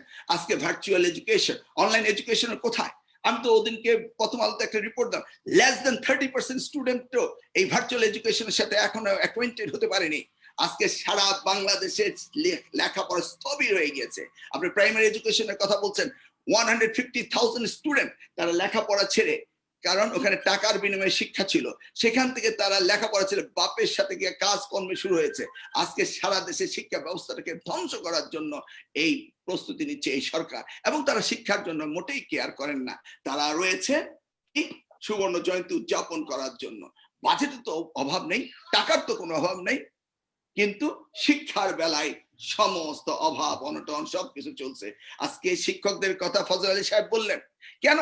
আজকে এই সরকার তো 12 বছর হয়েছে, এক যুগ হয়েছে, 500 টাকা জায়গায় 1000 টাকা করতে পারেনি, বাড়ি ভাড়া 1000 টাকা 2000 করতে পারেনি, 25% উৎসব ভাতার জায়গায় 50% করতে পারেনি, কর্মচারীদের 50% দ্বারা 100% করতে পারেনি। কেন করতে পারেনি? কারণ তারা শিক্ষকদের শিক্ষার সরকার নয়, শিক্ষকদের সরকার নয়। আমি সেটাই দাবি করছি। জি, আপনাকে অনেক ধন্যবাদ, অনেক সুন্দর কথা বলেছেন। এনআই এনআই খান স্যার, আপনি কি শুনতে পাচ্ছেন? আমি আপনাকে দেখতে পাচ্ছি না। পাচ্ছি। জি স্যার, আপনি আপনার কথা বলবেন, শেষ টার্ন আপনার। আমরা জি, অনেকগুলি প্রসঙ্গ এসছে, আমার আর প্রশ্ন করার নতুন করে কিছু নাই, কারণ হলো আপনি সর্বোচ্চ পর্যায়ে ছিলেন। আমার যেটা মনে হয়েছে, আমি নূর সাহেবের সাথে একমত একটা বিষয়, সেটা হচ্ছে আসলে আমাদের এখানে সমস্যা হচ্ছে সিস্টেমের, সমস্যা হচ্ছে কালচারের, সমস্যা হচ্ছে সোশ্যাল পারসেপশনের। তাহলে কি করা দরকার? আমাদের এখানে আসলে রিফর্ম করা দরকার। আমি একটা সিম্পল উদাহরণ দিই। আর আমি কি আপনাকে স্যার কিছু যদি মনে না করেন, আমি কি আপনাকে একটা মিনিটের জন্য একটু থামাই এখানে, একটু স্যার কিছু মনে করবেন না? একজন দর্শক যাকে আমি খুঁজছিলাম একটু আগে, সেও মনে হয় আপনার প্রতি কোনো একটা প্রশ্ন বা কারোর প্রতি প্রশ্ন রাখতে পারে। আমি তার প্রশ্নটা এখানে নিয়ে নেই, এরপর তাকে আমি বিদায় দিয়ে আপনার কাছে আবারও আসছি। জনাব খুরশেদ, আপনাকে আমি দেখতে পাচ্ছি কিন্তু শুনতে পাচ্ছি না, আপনি নিজেকে আনমিউট করে একটু বলবেন। আপনাকে শুনতে পাচ্ছি না, আপনি আনমিউট করতে হবে। আপনার ওখানে আপনি আনমিউট করুন, মাইক্রোফোনের উপরে ক্লিক করে আনমিউট করুন আপনাকে। আমি এখন হ্যাঁ, এখন শোনা যাচ্ছে? হ্যাঁ, এখন শোনা যাচ্ছে। একটু দয়া করে আচ্ছা। আপনি হ্যাঁ দ্রুত আমি কি আচ্ছা, প্রথমে ধন্যবাদ জানাচ্ছি সাগর ভাইকে আমাকে সম্মানিত বক্তাদেরকে প্রশ্ন আপনার করার সুযোগ পরিচয়, করে নাম দেওয়ার এবং জন্য। পরিচয়টা দিন আগে। হ্যাঁ, আচ্ছা, আচ্ছা। আমার নাম মোহাম্মদ খুরশেদ আলী, সহকারী শিক্ষক, নূর আহমদ ইন্ডিয়ান মেমোরিয়াল উচ্চ বিদ্যালয়, চট্টগ্রাম। জি। ওয়েলকাম। তো আমি 4 জন বক্তাকে যদি আপনি সুযোগ করেন তাহলে 4টা সংক্ষিপ্ত বা প্রশ্ন করব। হ্যাঁ, খুব প্রথম প্রশ্ন প্রথম প্রশ্ন অধ্যক্ষ ফজল আলী স্যারের কাছে। প্রাইমারি শিক্ষার মতো মাধ্যমিক শিক্ষার জাতীয়করণ করা হলে ছাত্রছাত্রী ও অভিভাবকরা কি কি সুযোগ সুবিধা ভোগ করবে? আমার দ্বিতীয় প্রশ্ন শ্রদ্ধেয় স্যার এনাকান স্যারের কাছে। মেধাবীরা শিক্ষকতা পেশা আসতে চায় না, কিন্তু আমরা জানি মেধাবী, যোগ্য, দক্ষ শিক্ষক এবং শিক্ষায় পর্যাপ্ত বিনিয়োগ ব্যতীত যুগের চাহিদা অনুযায়ী মানসম্মত শিক্ষা নিশ্চিত করা সম্ভব নয়।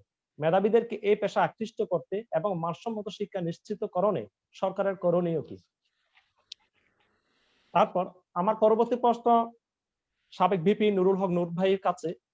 প্রশ্ন হলো, সাম্প্রতিক একটি রিপোর্ট অনুযায়ী বৈশ্বিক জ্ঞান সূচক তথা শিক্ষার মান বিবেচনায় বাংলাদেশের অবস্থান দক্ষিণ এশিয়ার সর্বনিম্নে এবং বিশ্বের 138টি দেশের মধ্যে 122তম। এভাবে যদি আমরা জ্ঞান বিজ্ঞান ও তথ্য প্রযুক্তিতে এত পিছিয়ে থাকি, তাহলে ভবিষ্যতে আমাদের স্বাধীনতা সার্বভৌমত্ব হুমকির মুখে পড়বে কিনা? পরবর্তী প্রশ্ন সাবেক শিক্ষা প্রতিমন্ত্রী এহসান হক মিলন স্যারের কাছে। প্রশ্ন হলো, 1973 সালে ভঙ্গুর অর্থনীতির দেশ হওয়া সত্ত্বেও প্রাথমিক শিক্ষার জাতীয়করণ করা হয়েছিল। স্বাধীনতার 50 বছর পার হতে চলল, কিন্তু শিক্ষা ব্যবস্থা বিশেষ করে মাধ্যমিক শিক্ষা এখনো জাতীয়করণ না হওয়ায় বেসরকারি মাধ্যমিক বিদ্যালয় ও কলেজের শিক্ষক ও শিক্ষার্থীরা চরম বৈষম্যের শিকার। যেমন মাত্র মাসিক বেতন 12,500 টাকা, 1,000 টাকা বাড়ি ভাড়া, 500 টাকা চিকিৎসা ভাতা, এই সম্পর্কে উনি বক্তব্য দিয়েছেন অলরেডি।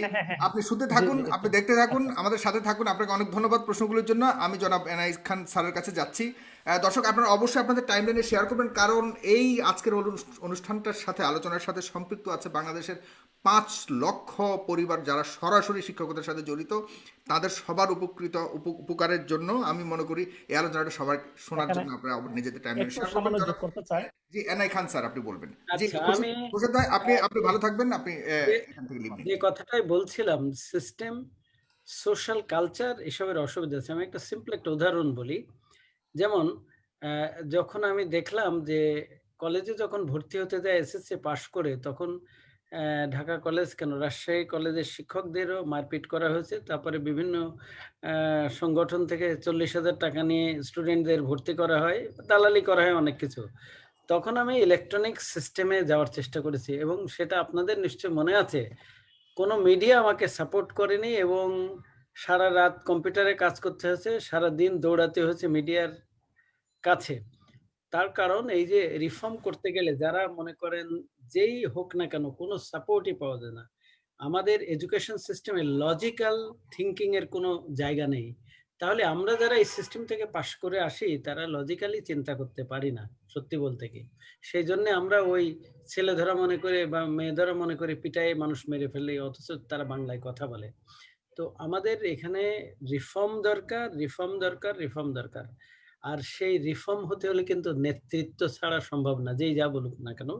নেতৃত্ব বললে সব যে রাজনৈতিক নেতা করবে তা না, কিন্তু একটা টিম আপ হওয়া দরকার। সবাই সবকিছু জানবে সেটা না, কিন্তু যারা নেতা থাকবে তারা যারা জানে তাদেরকে কিভাবে ইউজ করতে হয়, সেই ম্যানেজমেন্ট টেকনিকটা, ক্যাপাবিলিটিটা থাকা দরকার। আমাদের দেশে ম্যানেজমেন্ট ক্যাপাবিলিটির সাংঘাতিক রকমের অভাব। কেন অভাব? আপনি দেখেন অন্য দেশেও ম্যানেজমেন্ট ইনস্টিটিউট আছে, আমাদের দেশে ওই আইবিএ একটা আছে, তাছাড়া ভালো কোনো ম্যানেজমেন্ট ইনস্টিটিউট নেই। কেউ অন্য সময় কথা বললে আমি নিঃসন্দেহে বলতে পারবো উদাহরণ দিয়ে। আর একটা বিষয় হচ্ছে প্রায়োরিটি নাই, এবং আমাদের মতো দেশেই থাকে না প্রায়োরিটি। অনেকে বলে টাকা কম, বাজেট কম, এটা কিন্তু ঠিক না। শ্রীলঙ্কায় 1.8% ছিল বাজেট, তারপরেও তারা আমাদের সবার চেয়ে এগিয়ে ছিল। কি এফিশিয়েন্টলি আমরা ইউজ করতে পারি এই মানিটা, that is also very important. টাকা প্রচুর দিলেই হবে না, সেটা কোন খাতে কিভাবে ব্যয় করা হচ্ছে। আমাদের দেশে যত কনস্ট্রাকশনের কাজ হয় পার্সেন্টেজ নিয়ে হয়, আর আমাদের দেশে ওই কতটার অভাব রয়েছে এখানে তাহলে স্যার? হ্যাঁ, নূর সাহেব বলছিলেন, সেটা আমি হাড়ে হাড়ে উপলব্ধি করে। আমি গ্রাম থেকে এসেছি, দেখেন আমার নাম এনাই খান, আমি শিক্ষা সচিব হিসেবে রিটায়ার করেছি, কিন্তু এই কয়দিন আগে আপনারা দেখেছেন একজন চিফ জাস্টিসের মেয়ে, যেহেতু আমার বাবা তো কৃষিজীবী ছিল, চিফ জাস্টিসের মেয়ে কোর্টে নিয়ে গেছে আমার নাম লিখে এনাই খান, অথচ আরেক কোর্ট থেকে আমাকে নিয়োগ করেছে, অথচ সেখান থেকে আমাকে এই হালদারের সাথে নাম জুড়ে দিয়েছে। তার কারণ চিফ জাস্টিসের মেয়ে নিয়ে গেছে, বিশ্বাসযোগ্য হয়তো বা এরকম একটা কোনো কিছু। সুতরাং আমাদের দেশের culture sir very very sir আপনার কথাটা ভেরি বুঝিনি, আরেকটু যদি এই ব্যাপারটা খুলে বলতেন। এটা অন্যরা সবাই বুঝতে পারছে। খবরের কাগজ আপনারা দেখেন, আমাদের দর্শকদের জন্য একটু জানার জন্য স্যার দর্শকরা সহজে বুঝে ফেলছে। দর্শকরা হচ্ছে কয়েকদিন আগে আপনারা দেখেছেন যে আমাকে কোর্ট থেকে নিয়োগ করেছিল একটা লিজিং মানে ব্যাংকিং ফাইন্যান্সিয়াল প্রতিষ্ঠানে, কিন্তু সেখানে আরেকটা কোর্ট থেকে দেখা যায় আমার বিরুদ্ধে অর্ডার দিয়েছে যে বিদেশে যেতে পারবে না। কেন দিয়েছে? একজন চিফ জাস্টিসের মেয়ে নাশেদ কামাল দরখাস্ত দিয়েছিল, সেই জন্য সেখানে অ্যাপ্লিকেশন করেছিল। সেখানে খালি এনআই খান নাম, ডাইনে বায়ে কিছুই লেখা নেই। যেহেতু আমরা আসছি অখ্যাত লোকের ছেলে, ওনারা চিফ জাস্টিসের মেয়ে, সেই জন্য গেছেন, সাথে সাথে অর্ডার দিয়ে দিয়েছে। এবং সেই জন্য আমাদের কি পরিমাণ অপূরণীয় ক্ষতি, অপমান, অপদস্থ হতে হয়। সেই জন্য বলছি যে আমাদের আসলে কালচারাল, সিরিয়াস কালচারাল প্রবলেম আছে। আমাদের নেতৃত্বের কোনো সন্দেহ নেই প্রবলেম আছে। টিম কিভাবে তৈরি করতে হয় সেটা হচ্ছে একটা বড় জিনিস। সবার সব গুণাবলী থাকে না, কিন্তু টিমে অন্যকে নিয়ে কিভাবে তাকে ইউজ করতে হয় পজিটিভলি, সেটার একটা দারুণ অভাব আমাদের দেশে। আসলে ম্যানেজমেন্ট ইনস্টিটিউট আমি মনে করি আরো থাকা দরকার। আমি এখানে শেষ করতে চাই, অন্যরা যাতে সুযোগ পায়। ধন্যবাদ। আপনি অনুমতি দিলে আমি একটু যেতে পারি, আবার একটা প্রোগ্রাম আছে। ধন্যবাদ। আপনাকে অনেক ধন্যবাদ। জি ধন্যবাদ। জনাব ফজর আলী, স্যার আপনি বলবেন। জি, আমি এখানে সবচেয়ে বেশি দুঃখের কথা বলার জন্য হাজির হয়েছি। আমি এনাই খান স্যারের কথায় অত্যন্ত আবেগ আপ্লুত হয়েছি। আমাদের এহসানুল হক মিলন স্যারের কথায় আবেগ আপ্লুত হয়েছি। আমাদের নূরের কথায় আবেগ আপ্লুত। আমি ঢাকা বিশ্ববিদ্যালয়ের ছাত্র। আমি ঢাকা শহরে প্রায় ৩৫ বছর যাবৎ শিক্ষকতা করি। এর মধ্যে প্রায় ২০ বছর যাবৎ অধ্যক্ষের দায়িত্বে আছি। ঢাকা শিক্ষা বোর্ড ল্যাবরেটরি স্কুল এন্ড কলেজে। এর আগে এসওএস হারম্যান মেহনার কলেজ ঢাকায় প্রায় ১২ বছর আমি অধ্যাপনা করেছি। সারা বিশ্বে শত শত আমার ছাত্রছাত্রী আছে, তারা বিভিন্ন বিশ্ববিদ্যালয়ের প্রফেসর, এমনকি কিন্ডারগার্টেন স্কুলে আমেরিকাতে আমার ছাত্রছাত্রী আছে। আমি নিজে ভিজিট করে আসছি। আমি বাংলাদেশ সরকারকে, মাননীয় প্রধানমন্ত্রীর কাছে এই বইটি, আমাকে কি দেখা যাচ্ছে? আমি স্ক্রিনে দেখতে পাচ্ছি না। জি দেখা যাচ্ছে, স্পষ্ট দেখা যাচ্ছে। জি আচ্ছা, আমি মাননীয় বাংলাদেশ শিক্ষক সমিতি বাসিসের পক্ষ থেকে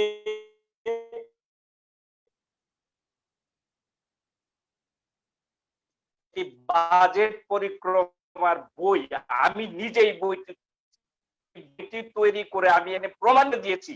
বেসরকারি শিক্ষা অর্থাৎ ষষ্ঠ শ্রেণী থেকে দ্বাদশ শ্রেণী পর্যন্ত সাধারণ শিক্ষা, কারিগরি শিক্ষা, মাদ্রাসা শিক্ষা সবগুলোকে একসাথে জাতীয়করণ করলে সরকারের বর্তমানে যে এমপিও খাতে বা বিভিন্ন খাতে শিক্ষকদের যে বেতনাদি দিচ্ছে বা আর্থিক সুযোগ সুবিধা দিচ্ছে, সেই টাকা দিয়ে জাতীয়করণ করা যেতে পারে।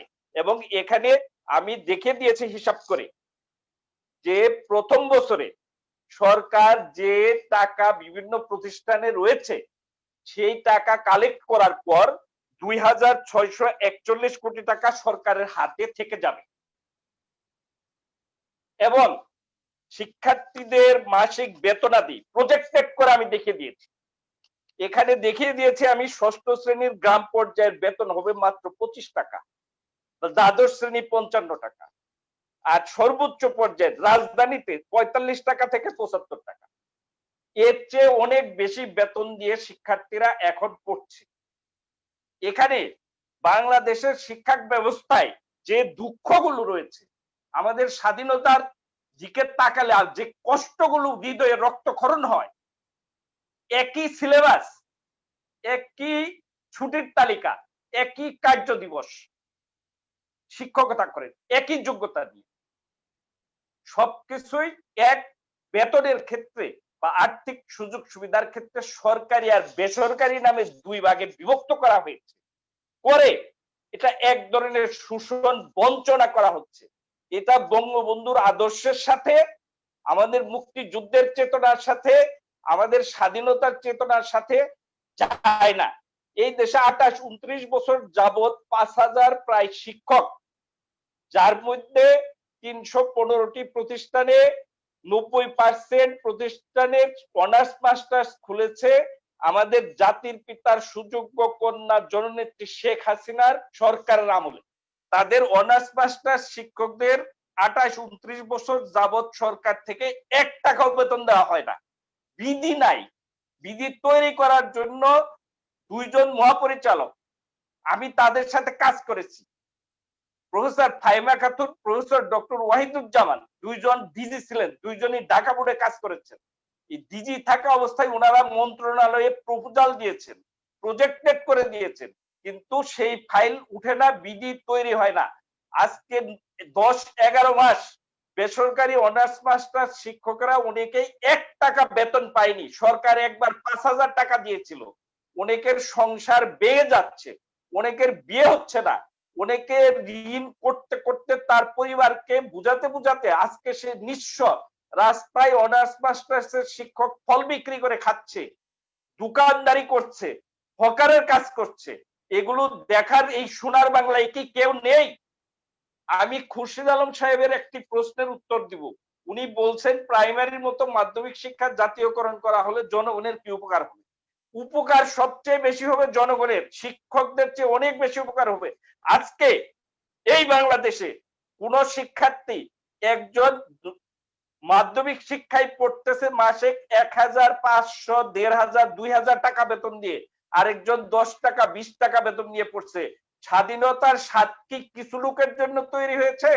এই দেশে 22 পরিবার বলে গালি দেওয়া হতো 70-এর নির্বাচনের আগে, যে 22 পরিবার শোষণ করে পাকিস্তান খেয়ে ফেলছে। আজকে সরকারের পরিসংখ্যান বিভাগই হিসাব দিয়েছে 87,000 লোকের ব্যাংকে 1 কোটি টাকার অধিক ক্যাশ মানি আছে, আর শিক্ষকদের বেতন 12,000 টাকা।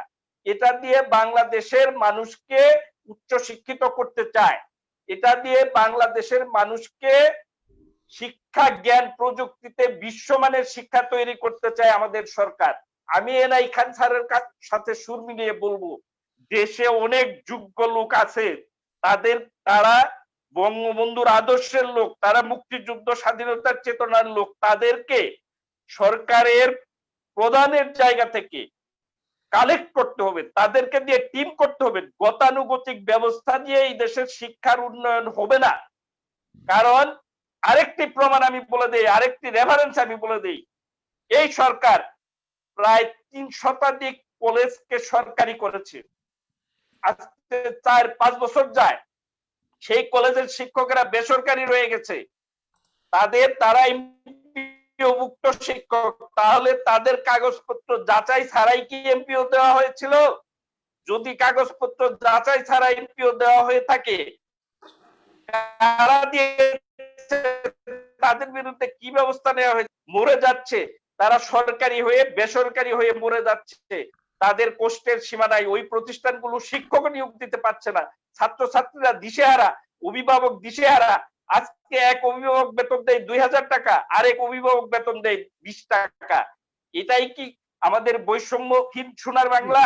এগুলো দেখার জন্য সরকারকে আমি অনুরোধ করব যে আপনার 35 কোটি বই যে সরকার, যে সরকার নিজে 80,000 বা 70,000 ঘর তৈরি করে দিতে পারে মানুষকে, সেই সরকার শিক্ষকের বেতন দিতে পারে না, সেই সরকার চরম বৈষম্যের মধ্যে শিক্ষাকে রাখে। সেই সরকারকে কিছু লোকে হয়তো তার কাছে থেকে ধোঁকা দিচ্ছে, সরকারকে তার উপরের দিকে যাওয়ার বা মানুষের গ্রহণযোগ্যতা নষ্ট করে দেওয়ার জন্য চেষ্টা করছে, তাদেরকে চিহ্নিত করতে হবে। শিক্ষা গতানুগতিক বিষয় দিয়ে হবে না, শিক্ষাতে বিশেষ টিম গঠন করতে হবে। শিক্ষাতে বিশেষ টিম গঠন করে এটাকে বঙ্গবন্ধু কন্যা যেভাবে পদ্মা সেতু তৈরি করেছে, এটা পদ্মা সেতু না, এটা বাংলাদেশের সাহস, এটা বাংলাদেশের শক্তির প্রমাণ। শিক্ষা ক্ষেত্রে এরকম শক্তির প্রমাণ দিতে হবে, জননেত্রী শেখ হাসিনার হাতে নিতে হবে শিক্ষা, বিশেষ টিম গঠন করে। যদি শিক্ষাকে এগিয়ে নেওয়ার হাতেই তো আছে পূর্ণাঙ্গ শিক্ষা আছে, কিন্তু এটা উনাকে আর জনগণের মাঝখানে হয়তো দেয়াল তৈরি করে দেওয়া আছে, জি, সেই দেয়াল আমরা ভাঙতে আপনাকে হবে। অনেক ধন্যবাদ মোহাম্মদ ফজল আলী স্যার, আপনাকে অনেক ধন্যবাদ। এটাই আপনার শেষ টার্ন ছিল। আমরা নুরুল হক নূর আপনার কাছে যেতে চাচ্ছি, আপনি আপনার শেষ কথা ধন্যবাদ বলছেন। সবাইকে, আসসালামু আলাইকুম। জি, আমি সর্বশেষ যে কথাটি বলতে চাই, ধরেন আমাদের নানান ধরনের সীমাবদ্ধতা প্রতিবন্ধকতা আছে। এখানে ফজর আলী স্যার শিক্ষক নেতা হিসেবে যে বিষয়টি বিশেষভাবে গুরুত্ব দিয়েছেন, যে দীর্ঘদিন ধরে এই যে নন এমপিও ভুক্ত কিংবা এমপিও ভুক্ত শিক্ষকদের যে বেতন বৈষম্য এবং তাদের যে মানবতার জীবন যাপন, সেটা নিরসনের জন্য আমরা দেখেছি বিভিন্ন সময় শিক্ষকরা আন্দোলন করেছেন। কিন্তু আমাদের অত্যন্ত দুর্ভাগ্য, আমরা এমন ছাত্র, শিক্ষকদের আন্দোলনে শিক্ষকদেরকে গরম পানি মারা হয়, শিক্ষকদেরকে পুলিশ লাঠি দিয়ে পেটায়, কিন্তু আমরা এমন হতভাগ্যা ছাত্র, আমরা তাদের পাশে দাঁড়াতে পারি না। তো এই জন্য আমি ছাত্রদেরকে বলবো যে যাদের কাছে শিক্ষা পান, যে শিক্ষা গুরু, তাদের অধিকারের জন্য আপনাদেরকে পাশে থাকতে হবে। আমরা দেখেছি 5ই ডিসেম্বর রাতে মাদ্রাসার শিক্ষকরা প্রেস ক্লাবের সামনে অবস্থান নিয়েছিল।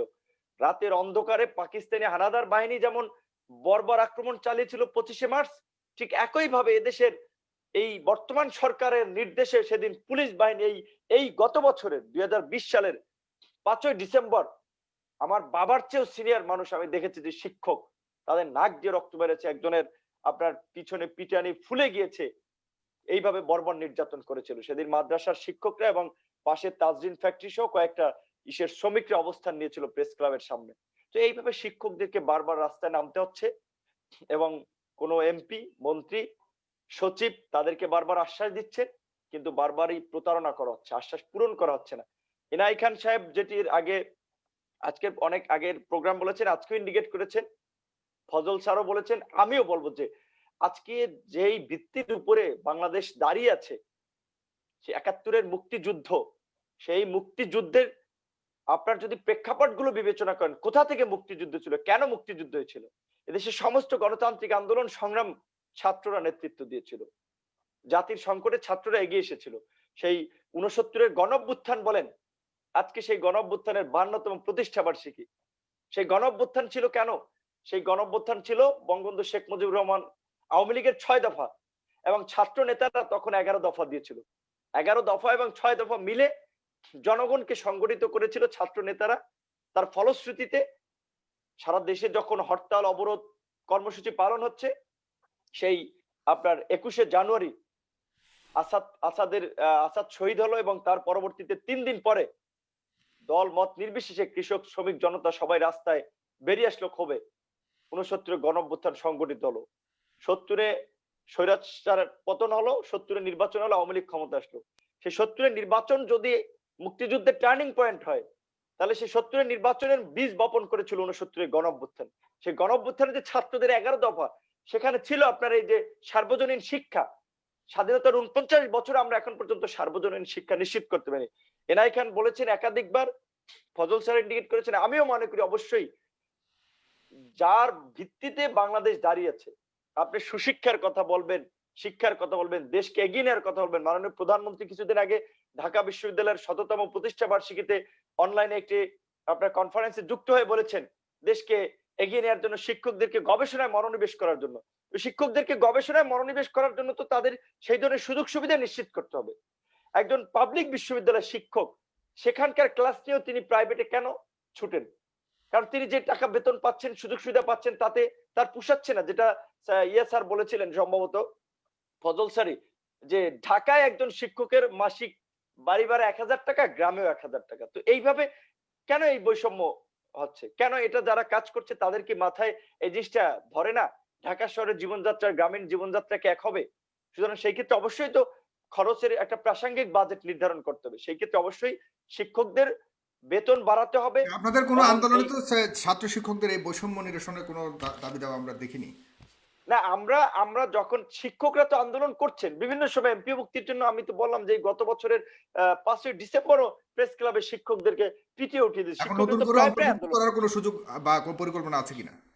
না, এখন অন্তর্ভুক্ত আমার মনে হয় যে ব্যাপারটা হচ্ছে, আপনি নিশ্চয়ই জানেন যে বাংলাদেশে আপনার বিসিএস কর্মকর্তাদের একটা অ্যাসোসিয়েশন আছে, সচিবদের একটা অ্যাসোসিয়েশন আছে, শিক্ষকদের অ্যাসোসিয়েশন আছে, কারণ যার যার কথা তার তার বলতে হয় বাস্তব কথা। তো শিক্ষকদের এই বঞ্চনা, আমার মনে হয় শিক্ষকদের কাছ থেকে এই দাবি দেওয়াগুলো আগে প্লেস না, করতে হবে। শিক্ষার্থীও রয়েছে এখানে একই একই দাবিতে না, আমি একই। আমি আমি বলছি এটা সাগর ভাই, আমি বলছি শিক্ষকরা যখন বলবো, আমি তো আগে আমার ছাত্র ভাই বন্ধুদেরকে আহ্বান জানাইলাম যে গুরুজনদের অধিকার আদায় তো তাদের পাশে থাকতে হবে। যে এটা আমি আমার শিক্ষকের কথাই এটা অনুপ্রাণিত হয়েছি। ঢাকা বিশ্ববিদ্যালয়ের ইংরেজি বিভাগের শিক্ষক কথা সাহিত্যিক সৈয়দ মঞ্জুল ইসলাম স্যার নির্বাচনের সার্চ কমিটির সদস্য ছিলেন।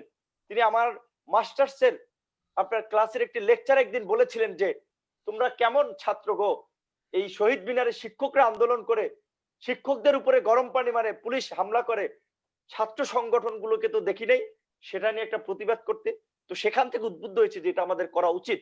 সেজন্য আমিও ছাত্রদেরকে আহ্বান জানিয়েছি যে এর পরবর্তীতে যে কোনো সময় শিক্ষকদের যৌক্তিক আন্দোলনে ছাত্রদের পাশে দাঁড়াতে হবে।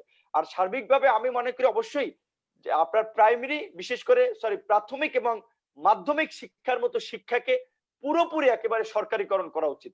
এবং যেটা ফজল স্যার একটা মডেলের কথা বলেছেন, আমি জানি না এটা প্রধানমন্ত্রীর কাছ পর্যন্ত গিয়েছে কিনা, তিনি যেটা আমাদের সামনে উপস্থাপন করলেন 25 টাকা থেকে 75 টাকা বেতন এভারেজ হবে, এটা আমি মনে করি একটা ভালো উপস্থাপনা।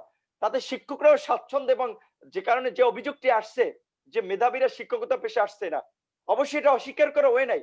প্রাইমারি হাই স্কুলে আপনার দেখেন স্বাভাবিকভাবে কয়টা বিশ্ববিদ্যালয়ে পড়ুয়া ছাত্র যাবে, কারণ তাদের টার্গেট থাকে এক বিসিএস। কারণ তারা মনে করে বিসিএস হচ্ছে তাদের সেফটি সিকিউরিটি এনশিওর করে, তাদের জীবনের আধুনিক সুযোগ সুবিধা নিশ্চিত করবে, ক্ষমতা চর্চার কেন্দ্রবিন্দুতে থাকবে। সুতরাং সেই জায়গা থেকে বিশ্ববিদ্যালয়ের শিক্ষক না হতে চেয়েও অনেক সালে বিসিএস।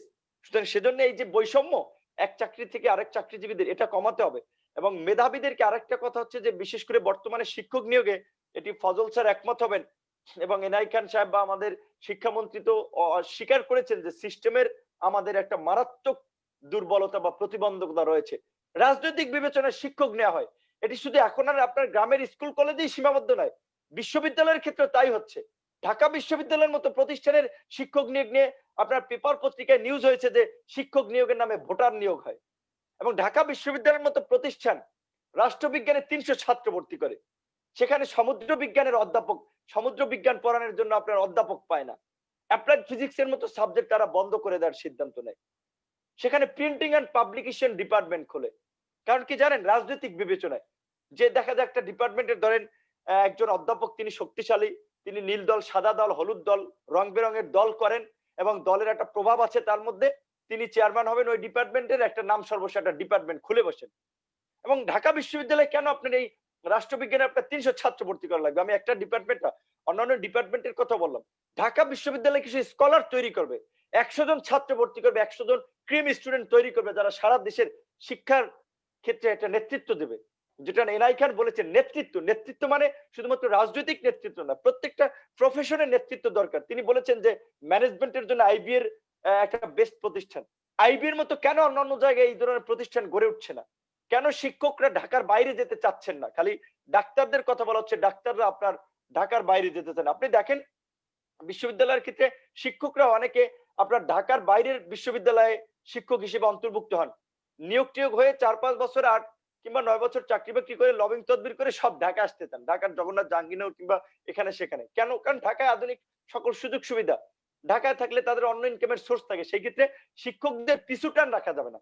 এবং বিশেষ করে শিক্ষার ক্ষেত্রে যে গবেষণার যেটি বলা হচ্ছে যে বাংলাদেশের গবেষণার দুর্বল চিত্র এবং যেটা ওই আপনার প্রশ্নকর্তা বলেছেন যে আপনার জ্ঞান সূচকে বাংলাদেশ সর্বনিম্ন।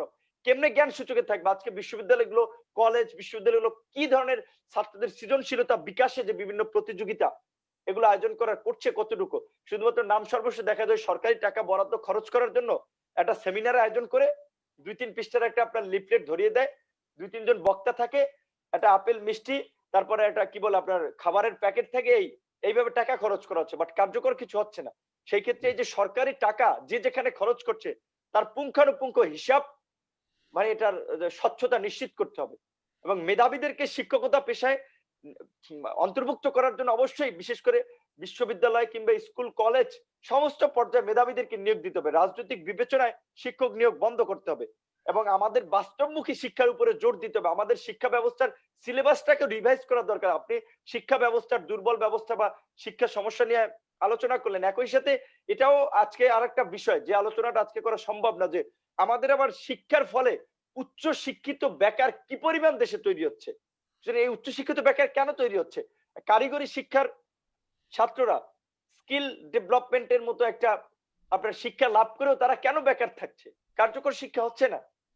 সুতরাং সেই ক্ষেত্রে সেটাও আমাদের একটা বিশেষ গুরুত্ব দিতে হবে এবং আমাদের সিলেবাসকে একটা রিভাইজ অনেক করতে হবে। আরেকটা আলোচনার আয়োজন হয়তো করব, সেটাও খুবই গুরুত্বপূর্ণ একটি টপিক হতে পারে। আপনাকে আমি পরবর্তীকালে হয়তো ইয়ে করবো। মিলন ভাই, আপনি কি ছোট্ট করে 1 মিনিটে কিছু বলার যদি থাকেন, আমি এরপর আপনার কথা শুনে অনুষ্ঠানটা শেষ করব। শেষ কমেন্ট এই তো। জি। আমি প্রশ্নের উত্তরটা দিয়ে দেই। আমাদের সম্মানিত শিক্ষক তিনি জিজ্ঞেস করেছেন 1973 সালে প্রাথমিক শিক্ষাকে জাতীয়করণ করা হয়েছে, মাধ্যমিক উচ্চ মাধ্যমিকের বিষয়ে তিনি জানতে চেয়েছিলেন।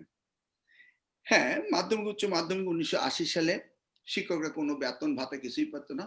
শহীদ রাষ্ট্রপতি জিয়া রহমান সেই সময়ে তিনি শিক্ষকদেরকে 50% মূল বেতনের অর্ধেক সরকারি কোষাগার থেকে দিয়ে এই যাত্রা তিনি শুরু করেন শিক্ষকদের সম্মান দেওয়া।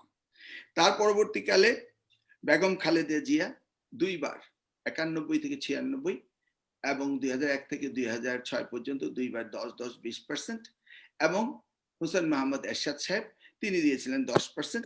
এইভাবে সর্বসাকুল্যে 90% দেওয়া হয়েছিল। 96 থেকে 2001 সাল পর্যন্ত কোনো কিছুই তাদেরকে দেওয়া হয়নি। হাওয়ার বেসরকারি প্রাথমিক বিদ্যালয় অনেক গড়ে উঠেছিল, সেগুলিকে এমপিও দেওয়া হয়েছিল, অর্থাৎ স্বাধীনতার পরবর্তী যতগুলিকে জাতীয়করণ করা হয়েছে এরপরে বহু হাজার হাজার স্কুল প্রতিষ্ঠিত হয়েছে, সেগুলিকে পর্যায়ক্রমে জাতীয়করণ করা হচ্ছিল। আপনার প্রাথমিক স্কুলে এনরোলমেন্ট বাড়ানোর জন্য প্রথমে খাদ্যের বিনিময়ে শিক্ষা কর্মসূচি দেওয়া হয় 1991 থেকে 96 পর্যন্ত। পরবর্তীকালে 2001 হতে 2006 পর্যন্ত এই খাদ্যের বিনিময় কর্মসূচিকে চেঞ্জ করে একজন শিক্ষার্থীকে 150 টাকা, দুজন হলে 100 টাকা, দুইজন হলে 150 টাকা, এইভাবে শিক্ষার্থীদেরকে টাকার বিনিময়ে শিক্ষা কর্মসূচি করা হয় এবং প্রাথমিক স্কুলের শিক্ষা ব্যাপক প্রসার লাভ করে। একই সময়ে প্রাথমিক শিক্ষক নিয়োগে ফিমেল অর্থাৎ শিক্ষিকা নিয়োগে মেয়েদেরকে গুরুত্ব দেওয়া হয় এবং শতকরা 60% মহিলাদেরকে প্রাথমিক স্কুলে শিক্ষিকার নিয়োগ দেওয়া হয় এবং হাই স্কুলে 30%, মাদ্রাসায় 30%। এইভাবে তাদেরকে উৎসাহিত করা হয় যেন প্রত্যেকটি মাতা শিক্ষিত হতে আসেন। বেগম খালেদা জিয়া বলেছিলেন আমাদের দেশের এই সকল জনগোষ্ঠীকে কাজে লাগানোর জন্য পুরুষ এবং মহিলা সকলকেই শিক্ষকতায় আসার জন্য তিনি মহিলাদেরকে সবচেয়ে বেশি উৎসাহিত করেছিলেন। মেয়েদেরকে শিক্ষা উৎসাহিত করার জন্য তিনি উপবৃত্তির ব্যবস্থা করেছিলেন।